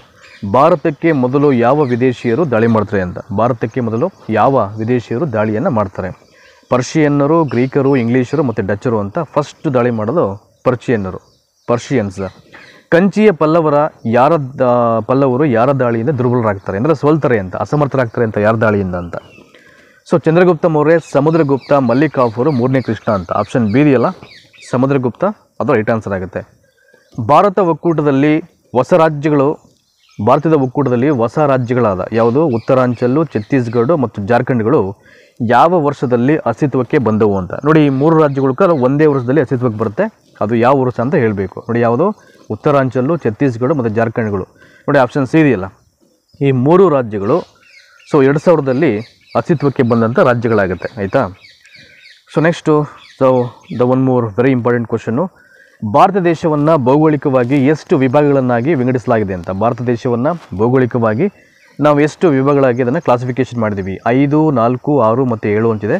ಸೊ 4 ಭಾಗಗಳಾಗಿ ನಮ್ಮ ದೇಶದ ಭೌಗೋಳಿಕವನ್ನು ನಾವು ವಿಭಾಗ ಮಾಡಿರುವಂಥದ್ದು, ಅಂದರೆ ಭೌಗೋಳಿಕವಾಗಿ ನಮ್ಮ ದೇಶವನ್ನು ಅಂತ. ಭಾರತದಲ್ಲಿ ಪ್ರಮುಖವಾಗಿ ಪಶ್ಚಿಮಾಭಿಮುಖವಾಗಿ ಹರಿತಕ್ಕಂಥ ನದಿಗಳು ಯಾವ್ಯಾವುದು ಅಂತ? ಸೊ ಕಾವೇರಿ, ಕೃಷ್ಣ, ಗೋದಾವರಿ, ಗಂಗಾ, ಯಮುನಾ, ಬ್ರಹ್ಮಪುತ್ರ, ನರ್ಮದಾ, ತಪತಿ, ಕಾಳಿ, ಮೇಲಿನ ಯಾವುದು ಅಲ್ಲ ಅಂತಿದೆ. ಆಪ್ಷನ್ ಸಿ ಇದೆಯಲ್ಲ, ನರ್ಮದಾ, ತಪತಿ ಮತ್ತು ಕಾಳಿ ಅಂತ, ಅದು ರೈಟ್ ಆನ್ಸರ್ ಆಗುತ್ತೆ. ಪಶ್ಚಿಮ ಘಟ್ಟ ಮತ್ತು ಪೂರ್ವ ಘಟ್ಟಗಳು ಸಂಧಿಸ್ತಕ್ಕಂಥ ಸ್ಥಳ ಯಾವುದು ಅಂತ? ಪಶ್ಚಿಮ ಘಟ್ಟ ಮತ್ತು ಪೂರ್ವ ಘಟ್ಟಗಳು ಸಂಧಿಸ್ತಕ್ಕಂಥ ಸ್ಥಳ ಯಾವುದು? ಕ್ಯಾಂಬೆ, ಪಾಂಡಿಚೇರಿ, ಉದಕಮಂಡಲ ಮತ್ತು ಕಾರವಾರ ಅಂತ. ಕ್ಯಾಂಬೆ, ಪಾಂಡಿಚೇರಿ, ಉದಕಮಂಡಲ ಮತ್ತು ಕಾರವಾರ. ಆಪ್ಷನ್ ಸಿ ಇದೆಯಲ್ಲ, ಉದಕಮಂಡಲ, ಅದು ರೈಟ್ ಆನ್ಸರ್ ಆಗುತ್ತೆ. ಭಾರತದ ಪಶ್ಚಿಮ ಕರಾವಳಿಯ ಪ್ರಮುಖವಾದ ರೇವುಪಟ್ಟಣ ಯಾವುದು ಅಂತ? ಭಾರತದ ಪಶ್ಚಿಮ ಕರಾವಳಿಯ ಪ್ರಮುಖವಾದ ರೇವುಪಟ್ಟಣ ಯಾವುದು? ಮದ್ರಾಸು, ಕಲ್ಕತ್ತಾ, ದೆಹಲಿ, ಮುಂಬೈ ಅಂತ. ಆಪ್ಷನ್ ಡಿ ಇದೆಯಲ್ಲ, ಮುಂಬೈ, ಅದು ರೈಟ್ ಆನ್ಸರ್ ಆಗುತ್ತೆ. ಭಾರತದ ಥಾರ್ ಮರುಭೂಮಿ ದೇಶ ಯಾವ ಭಾಗದಲ್ಲಿ ಬರುತ್ತೆ ಅಂತ? ಭಾರತದ ಥಾರ್ ಮರುಭೂಮಿ ದೇಶ ಯಾವ ಒಂದು ಭಾಗದಲ್ಲಿ ಬರುತ್ತೆ ಅಂತ? ಆಗ್ನೇಯ, ವಾಯುವ್ಯ, ಈಶಾನ್ಯ, ನೈಋತ್ಯ ಅಂತ. ಆಗ್ನೇಯ, ವಾಯುವ್ಯ, ಈಶಾನ್ಯ ಮತ್ತು ನೈಋತ್ಯ ಅಂತ. ಆಪ್ಷನ್ ಬಿ ಇದೆಯಲ್ಲ, ವಾಯುವ್ಯ ಅಂತ, ಅದು ರೈಟ್ ಆನ್ಸರ್ ಆಗುತ್ತೆ. ಸೊ ನೆಕ್ಸ್ಟು 287ನೇ ಪ್ರಶ್ನೆ ಈಗ. ಪಾಟಲಿಪುತ್ರ ಯಾವ ವಂಶದ ಅರಸರ ರಾಜಧಾನಿಯಾಗಿತ್ತು ಅಂತ? ಪಾಟಲಿಪುತ್ರ ಯಾವ ವಂಶದ ಅರಸರ ರಾಜಧಾನಿಯಾಗಿತ್ತು? ಕದಂಬರು, ಮೌರ್ಯರು, ಗುಪ್ತರು ಮತ್ತು ಮಗಧರು ಅಂತ ಇದೆ. ಇದಕ್ಕೆ ಆಪ್ಷನ್ ಡಿ ಇದೆಯಲ್ಲ. ಸೊ ಪಾಟಲಿಪುತ್ರ ಅಂತಕ್ಕಂಥದ್ದು ದಟ್ ಈಸ್ ಯಾವ ವಂಶದ ಅರಸರ ರಾಜಧಾನಿಯಾಗಿತ್ತು ಅಂದರೆ ಇಲ್ಲಿ ಮಗಧರು ಅಂತ ಹೇಳಿದರೆ, ಪಾಟಲಿಪುತ್ರ ಬಂದು ಮೌರ್ಯರ ರಾಜಧಾನಿ ಕೂಡ ಆಗಿತ್ತು ಅದು. ಆಯಿತಾ? ಸೊ ಮಗಧರು ಮೇ ಬಿ ಅದು ಇರ್ಬೋದು. ಸೊ ಮೌರ್ಯರ ರಾಜಧಾನಿಯು ಕೂಡ ಅದಾಗಿರುತ್ತೆ ಅದು. ಸೊ ಪಾಟಲಿಪುತ್ರ. ಆಯಿತಾ? ಸೊ ನೆಕ್ಸ್ಟು ಕದಂಬರು ಅಂದರೆ ಅವ್ರನ್ನ ನಾವು ಈ ಬನವಾಸಿಯ ಕದಂಬರು ಅಂತ ಹೇಳ್ತೀವಿ. ಆಯಿತಾ? ಸೊ ಗುಪ್ತರ ಒಂದು ಐ ಥಿಂಕ್ ರಾಜಧಾನಿಯು ಕೂಡ ಪಾಟಲಿಪುತ್ರ ಆಗಿರುತ್ತೆ ಆಯಿತಾ. ಸೊ ಇನ್ನು ನಾವು ಪಲ್ಲವರನ್ನ ಕಂಚಿಯ ಪಲ್ಲವರು ಅಂತ ಕರಿತೀವಿ ನಾವು.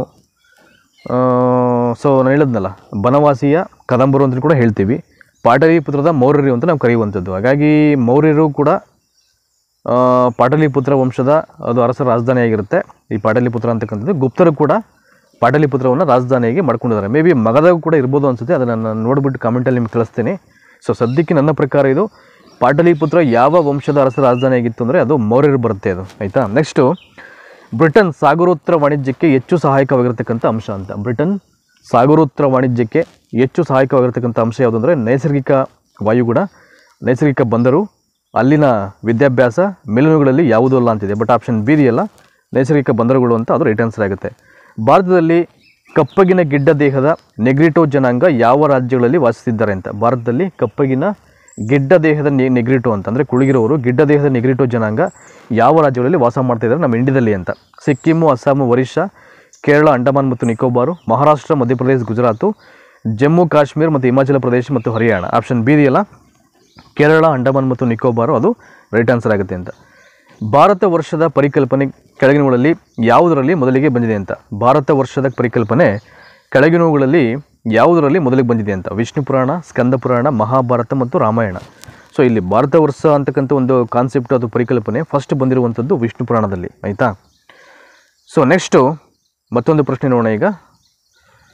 ಭಾರತದಲ್ಲಿ ಹೆಚ್ಚಾಗಿ ಜವುಗು ಪ್ರದೇಶ ಯಾವ ರಾಜ್ಯದಲ್ಲಿ ಕಂಡುಬರುತ್ತೆ ಅಂತ. ಭಾರತದಲ್ಲಿ ಹೆಚ್ಚಾಗಿ ಜವುಗು ಪ್ರದೇಶ ಯಾವ ರಾಜ್ಯದಲ್ಲಿ ಕಂಡುಬರುತ್ತೆ ಅಂತ. ಕರ್ನಾಟಕ, ಒರಿಸ್ಸಾ, ಕೇರಳ, ರಾಜಸ್ಥಾನ್. ಕರ್ನಾಟಕ, ಒರಿಸ್ಸಾ, ಕೇರಳ ಮತ್ತು ರಾಜಸ್ಥಾನ್ ಅಂತ ಇದೆ. ಇದಕ್ಕೆ ಆಪ್ಷನ್ ಬಿ ಇದೆಯಲ್ಲ, ಒರಿಸ್ಸಾ ಅದು ರೈಟ್ ಆನ್ಸರ್ ಆಗುತ್ತೆ.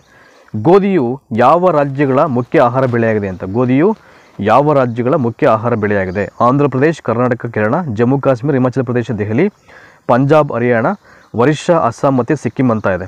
ಸೊ ಗೋಧಿ ಅಂತಕ್ಕಂಥದ್ದು ಪಂಜಾಬ್ ಮತ್ತು ಹರಿಯಾಣ ಒಂದು ರಾಜ್ಯಗಳ ಒಂದು ಮುಖ್ಯವಾದಂಥ ಆಹಾರ ಬೆಳೆಯಾಗಿದೆ ಅಂತ ಆಯಿತಾ. ಸೊ ಗೋಧಿಯ ಕಣಜ ಅಂತ ಕರೆಯೋದು ಪಂಜಾಬನ್ನು, ಅದನ್ನು ಗೋಧಿಯ ಕಣಜ ಅಂತ ಕರೀತಾರೆ. ಆ್ಯಂಡ್ ಹಾಗೆಯೇ ಪಂಚನದಿಗಳ ನಾಡು ಯಾವುದು ಅಂದ್ರೂ ಕೂಡ ಅದಕ್ಕೆ ಪಂಜಾಬ್ ಅಂದ್ರೂ ಕೂಡ ಅದನ್ನು ಹೇಳುವಂಥದ್ದು. ನೆಕ್ಸ್ಟು ಭಾರತ ಒಂದು ಕರಗಿಸುವ ಮೂಸೆ ಅಂತ, ಅಂದರೆ ಮೆಲ್ಟಿಂಗ್ ಪಾಟ್ ಅಂತಾರೆ ಅದನ್ನು. ಭಾರತ ಒಂದು ಕರಗಿಸುವ ಮೂಸೆ ಎಂದು ಹೇಳಿದವರು ಯಾರು ಅಂತ. ನೆಹರು, ರಾಧಾಕೃಷ್ಣನ್ನು, ಮ್ಯಾಕ್ಸ್ ಮುಲ್ಲರ್ ಮತ್ತು WC ಬ್ಯಾನರ್ಜಿ ಅಂತಿದೆ. ಭಾರತ ಅಂತಕ್ಕಂಥದ್ದು ಒಂದು ಮೆಲ್ಟಿಂಗ್ ಪಾಟ್ ಅಂತ ಹೇಳಿದ್ದು ದಟ್ ಈಸ್ ಜವಾಹರ್ಲಾಲ್ ನೆಹರು ಅವರು. ಹಾಗಾಗಿ ಆಪ್ಷನ್ಗೆ ರೈಟ್ ಆನ್ಸರ್ ಆಗುತ್ತೆ. ನೆಕ್ಸ್ಟು ಭಾರತದ ಅತಿ ಹೆಚ್ಚು ಲಿಪಿಗಳು ಈ ಲಿಪಿಯ ಮೂಲವನ್ನು ಹೊಂದಿವೆ ಅಂತ. ಭಾರತದ ಅತಿ ಹೆಚ್ಚು ಲಿಪಿಗಳು ಈ ಲಿಪಿಯ ಮೂಲವನ್ನು ಹೊಂದಿವೆ. ಪಾಲಿ, ದೇವನಾಗರಿ, ಬ್ರಾಹ್ಮಿ ಮತ್ತು ಪ್ರಾಕೃತ ಅಂತಿದೆ. ಪಾಲಿ, ದೇವನಾಗರಿ, ಬ್ರಾಹ್ಮಿ ಮತ್ತು ಪ್ರಾಕೃತ ಅಂತಿದೆ. ಬಟ್ ಆಪ್ಷನ್ ಸಿ ಇದೆಯಲ್ಲ, ಬ್ರಾಹ್ಮಿ ಅದು ರೈಟ್ ಆನ್ಸರ್ ಆಗುತ್ತೆ. ಮಾನವ ವಿಕಾಸಕ್ಕೆ ಕಾರಣವಾದ ಜೀವಿಗಳು ಭೂಮಿಯ ಮೇಲೆ ಯಾವಾಗ ಕಾಣಿಸ್ಕೊಂಡವಂತ. ಮಾನವ ವಿಕಾಸಕ್ಕೆ ಕಾರಣವಾದ ಜೀವಿಗಳು ಭೂಮಿಯ ಮೇಲೆ ಯಾವಾಗ ಕಾಣಿಸ್ಕೊಂಡವು. ಸುಮಾರು 30 ಲಕ್ಷ ವರ್ಷಗಳ ಹಿಂದೆ, ಸುಮಾರು 50 ಕೋಟಿ ವರ್ಷಗಳ ಹಿಂದೆ, ಸುಮಾರು 5 ವರ್ಷಗಳ ಹಿಂದೆ, ಸುಮಾರು 70 ಕೋಟಿ ವರ್ಷಗಳ ಹಿಂದೆ ಅಂತಿದೆ. ಆಪ್ಷನ್ ಎ ಇದೆಯಲ್ಲ, ಸುಮಾರು 30 ಲಕ್ಷ ವರ್ಷಗಳ ಹಿಂದೆ ಅಂತ ಅದು ರೈಟ್ ಆನ್ಸರ್ ಆಗುತ್ತೆ. ಕೌಟಿಲ್ಯನ ಅರ್ಥಶಾಸ್ತ್ರವನ್ನು 1909ರಲ್ಲಿ ಸಂಗ್ರಹಿಸಿ ಯಾರು ಪ್ರಕಟ ಮಾಡ್ತಾರೆ ಅಂತ. ಕೌಟಿಲ್ಯ ಬರೆದಂಥ ಒಂದು ಎಕನಾಮಿಕ್ಸ್ ಇದೆ ಒಂದು ಗ್ರಂಥ, ಅದನ್ನು 1909ನಲ್ಲಿ ಅದನ್ನು ಅಷ್ಟನ್ನು ಸಂಗ್ರಹ ಮಾಡಿ ಯಾರು ಪ್ರಕಟ ಮಾಡ್ತಾರೆ ಅಂತ. So H.G. Wells, Caldwell cook, Shyama ಶಾಸ್ತ್ರಿಗಳು ಮತ್ತು R.D. ಬ್ಯಾನರ್ಜಿ ಅದನ್ನು ಸಂಗ್ರಹ ಮಾಡಿ ಪ್ರಕಟ ಮಾಡೋರು ಶ್ಯಾಮಾ ಶಾಸ್ತ್ರಿಗಳು ಆಯಿತಾ. ತಾಮ್ರ ಯುಗವನ್ನು ನಾವೇನಂತ ಹೇಳ್ತೀವಿ ಅಂತ. ತಾಮ್ರ ಯುಗ that is palaeolithic age, neolithic, chalcolithic ಮತ್ತು ಆರ್ಯನ್ ಏಜ್ ಅಂತ ಇವೆಲ್ಲ ಕೇಳ್ತಾರೆ, ಒಂದೊಂದು ಯುಗದ ಹೆಸರು ಏನು ಅಂತ. ಸೊ ಇಲ್ಲಿ ತಾಮ್ರ ಯುಗವನ್ನು ಚಾಲ್ಕೋಲಿಥಿಕ್ ಏಜ್ ಅಂತ ಅದನ್ನು ಕರೆಯುವಂಥದ್ದು. ಸೊ ನೆಕ್ಸ್ಟು 298ನೇ ಪ್ರಶ್ನೆ ಬರೋಣ ಈಗ. ಆಲ್ಮೋಸ್ಟ್ 100 MCQ ಉತ್ತರ ಆಗಿದ್ದೀವಿ. ಬೆಂಕಿಯ ಉಪಯೋಗವನ್ನು ತಿಳಿದಿದ್ದು ಯಾವ ಯುಗದಲ್ಲಿ ಅಂತ. ಸೊ ಯಾವ ಒಂದು ಕಾಲಘಟ್ಟದಲ್ಲಿ ಬೆಂಕಿಯ ಒಂದು ಅಡ್ವಾಂಟೇಜನ್ನು ನಾವು ತಿಳ್ಕೊತೀವಿ ಅಂತ. ಹಳೆಯ ಶಿಲಾಯುಗ, ಸೂಕ್ಷ್ಮ ಶಿಲಾಯುಗ, ನವಶಿಲಾಯುಗ, ತಾಮ್ರಯುಗ ಅಂತ. ದಟ್ ಈಸ್ ಆಪ್ಷನ್ ಎ ಇದೆಯಲ್ಲ, ಹಳೆಯ ಶಿಲಾಯುಗದಲ್ಲಿ ಬೆಂಕಿಯ ಉಪಯೋಗವನ್ನು ತಿಳ್ಕೊತೀವಿ. ಕೆಳಗಿನವುಗಳಲ್ಲಿ ಯಾವುದು ಸಿಂಧೂ ನದಿಯ ಉಪನದಿಯಲ್ಲ ಅಂತ. ರಾವಿ ನದಿ, ಚೀನಾಬ್ ನದಿ, ಝೀಲಂ ನದಿ, ಚಂಬಲ್ ನದಿ ಅಂತಿದೆ. ಆಪ್ಷನ್ ಡಿ ಇದೆಯಲ್ಲ, ಚಂಬಲ್ ನದಿ ಅಂತ. ಇದು ಸಿಂಧೂ ನದಿಯ ಉಪನದಿಯಲ್ಲ ಅಂತ. ಸೊ ನೆಕ್ಸ್ಟ್ ಇನ್ನು ಮಿಕ್ಕಿದ್ದು 3 ಇದೆಯಲ್ಲ, ಅವೆಲ್ಲವೂ ಕೂಡ ಸಿಂಧೂ ನದಿಯ ಉಪನದಿಗಳೇ, ಕನ್ಫ್ಯೂಸ್ ಆಗಬೇಡಿ. ರಾವಿ ನದಿ, ಚೀನಾಬು ಮತ್ತು ಝೀಲಮ್ಮು ಈ 3 ಕೂಡ ಸಿಂಧೂ ನದಿಯ ಉಪನದಿಗಳು. ಸೊ ಚಂಬಲ್ ನದಿ ಅಂತ ಏನಿದೆ ಇದು ಬಂದ್ಬಿಟ್ಟು ಸಿಂಧೂ ನದಿಯ ಉಪನದಿ ಅಲ್ಲ ಆಯಿತಾ, ಅದನ್ನು ನಾವು ತೆಗಿಬೇಕಿಲ್ಲ. Option D right answer. Next question number 300 that means 300. ಕರ್ನಾಟಕದಲ್ಲಿ ಈ ಕೆಳಗಿನ ಪ್ರದೇಶಗಳಲ್ಲಿ ಯಾವುದರಲ್ಲಿ ಹಳೆಯ ಶಿಲಾಯುಗದ ನೆಲೆಗಳಿವೆ. ಕರ್ನಾಟಕದ ಈ ಪ್ರದೇಶಗಳಲ್ಲಿ ಯಾವುದರಲ್ಲಿ ಹಳೆಯ ಶಿಲಾಯುಗದ ಒಂದು ಪ್ಲೇಸ್ಗಳಿವೆ ಅಂತ, ನೆಲೆಗಳಿವೆ ಅಂತ. ಹಾನಗಲ್ಲು, ಬೆಂಗಳೂರು ಹತ್ರ ಜಾಲಹಳ್ಳಿ, ಕಿಬ್ನಹಳ್ಳಿ, ಚಿತ್ರದುರ್ಗ ಅಂತ. ಸೊ ಆಪ್ಷನ್ ಸಿ ಇದೆಯಲ್ಲ, ಕಿಬ್ಬನಹಳ್ಳಿ ಅಂತ. ಇಲ್ಲಿ ಹಳೆಯ ಶಿಲಾಯುಗದ ನೆಲೆಗಳು ಕಂಡುಬಂದಿದ್ದೇವೆ ಅಂತ. ನೆಕ್ಸ್ಟು ಕೆಳಗಿನವುಗಳಲ್ಲಿ ಯಾವುದು ಹರಪ್ಪ ಸಂಸ್ಕೃತಿಯ ಬಹುದೂರದ ಪಶ್ಚಿಮದ ಕೇಂದ್ರವಾಗಿತ್ತು ಅಂತ? ಲೋತಾಲು, ಸೂತ್ಯಜೆಂಡರ್, ರಂಗಪುರ ಮತ್ತು ಮಂಡ ಅಂತಿದೆ. ಆಪ್ಷನ್ ಬಿ ಇದೆಯಲ್ಲ. ಸೊ ಹರಪ್ಪ ಸಂಸ್ಕೃತಿಯ ಬಹುದೂರದ ಪಶ್ಚಿಮದ ಕೇಂದ್ರ ಯಾವುದಪ್ಪ ಅಂದರೆ ದಟ್ ಈಸ್ ಸೂತ್ಯಜೆಂಡರ್ ಅಂತಿದೆಯಲ್ಲ, ಆಪ್ಷನ್ ಬಿ ಅದು ರೈಟ್ ಆನ್ಸರ್ ಆಗುತ್ತೆ. ಹರಪ್ಪ ಮುದ್ರೆಗಳ ಬಹು ಸಾಮಾನ್ಯ ನಮೂನೆಗಳು ಅದು ಹೇಗಿರುತ್ತೆ ಅಂತ ನೋಡಲಿಕ್ಕೆ, ಹರಪ್ಪ ಮುದ್ರೆಗಳ ಬಹು ಸಾಮಾನ್ಯ ನಮೂನೆಗಳು ಚೌಕಾಕಾರ, ವೃತ್ತಾಕಾರ, ಕೊಳವೆಯಾಕಾರ ಮತ್ತು ಅಂಡಾಕಾರ ಅಂತ. ಆಪ್ಷನ್ ಎ ಇದೆಯಲ್ಲ ಚೌಕಾಕಾರ, ಅದು ರೈಟ್ ಆನ್ಸರ್ ಆಗುತ್ತೆ. ಈ ಕೆಳಗಿನ ನಕ್ಷೆಯಲ್ಲಿರುವ ಸಿಂಧೂ ಕಾಲದ ಕೆಲವು ಸ್ಥಳಗಳನ್ನು ಗಮನಿಸಿ ಅಂತ. ಈ ಕೆಳಗಿನ ನಕ್ಷೆಯಲ್ಲಿರುವ ಸಿಂಧೂ ಕಾಲದ ಕೆಲವು ಸ್ಥಳಗಳನ್ನು ಗಮನಿಸಿ. ಮೆಹರ್ಗರ್ರು, ಕೋಟ್ದಾಜಿ, ಸೂರ್ಕೋಟ್ದ ಮತ್ತು ಕಾಲಿಬಂಗನ್ ಅಂತ. ಸೊ ರಾಣಾ, ಘಂಡೈ, ರಾಲಿಬಂಗನ್, ಕೋಟ್ದಾಜಿ ಮತ್ತು ಸರ್ಕೋಟ್ದ, ರಸ್ಮಾಂದೇರಿ, ಬನ್ವಾಲಿ ಮತ್ತು ಕುಲ್ಲಿ ಮತ್ತು ತಾರಾ ಅಂತಿದೆ. ಆಪ್ಷನ್ ಬಿ ಇದಕ್ಕೆ right answer. But option B ಯಾವುದು ಅಂತ ಹೇಳಿಲ್ಲ. ಪ್ರಶ್ನೆಗೆ ಉತ್ತರವನ್ನು ನಾನು ಟೆಕ್ಸ್ಟ್ ಬುಕ್ ರೆಫರ್ ಮಾಡಿ ನಿಮಗೆ ಸೊ ಕಮೆಂಟಲ್ಲಿ ಹಾಕ್ತೀನಿ. ಅದೊಂದು ಚೂರು ಬಿಟ್ಟಿರ್ತೀನಿ ನಾನು ಅದನ್ನು. 303ನೇ ಪ್ರಶ್ನೆ. So will go forward. 304ನೇದು. ನೇಗಿಲಿನ ಟೆರ್ರಾಕೋಟಾದ ಪ್ರತಿಕೃತಿ ದೊರಕಿರ್ತಕ್ಕಂಥ ಸ್ಥಳ ಯಾವುದು? ನೇಗಿಲಿನ ಟೆರ್ರಾಕೋಟಾದ ಪ್ರತಿಕೃತಿ ದೊರಕಿರ್ತಕ್ಕಂಥ ಸ್ಥಳ ಯಾವುದು ಅಂತ? ಬನ್ವಾಳಿ, ಕಾಲಿಬಂಗನ್ನು, ರಾಕಿ ಫರ್ಹಿ ಮತ್ತು ರಂಗಪುರ ಅಂತ. ಆಪ್ಷನ್ ಸಿ ಇದೆಯಲ್ಲ ರಾಕಿ ಫರ್ಹಿ, ಅದು ರೈಟ್ ಆನ್ಸರು.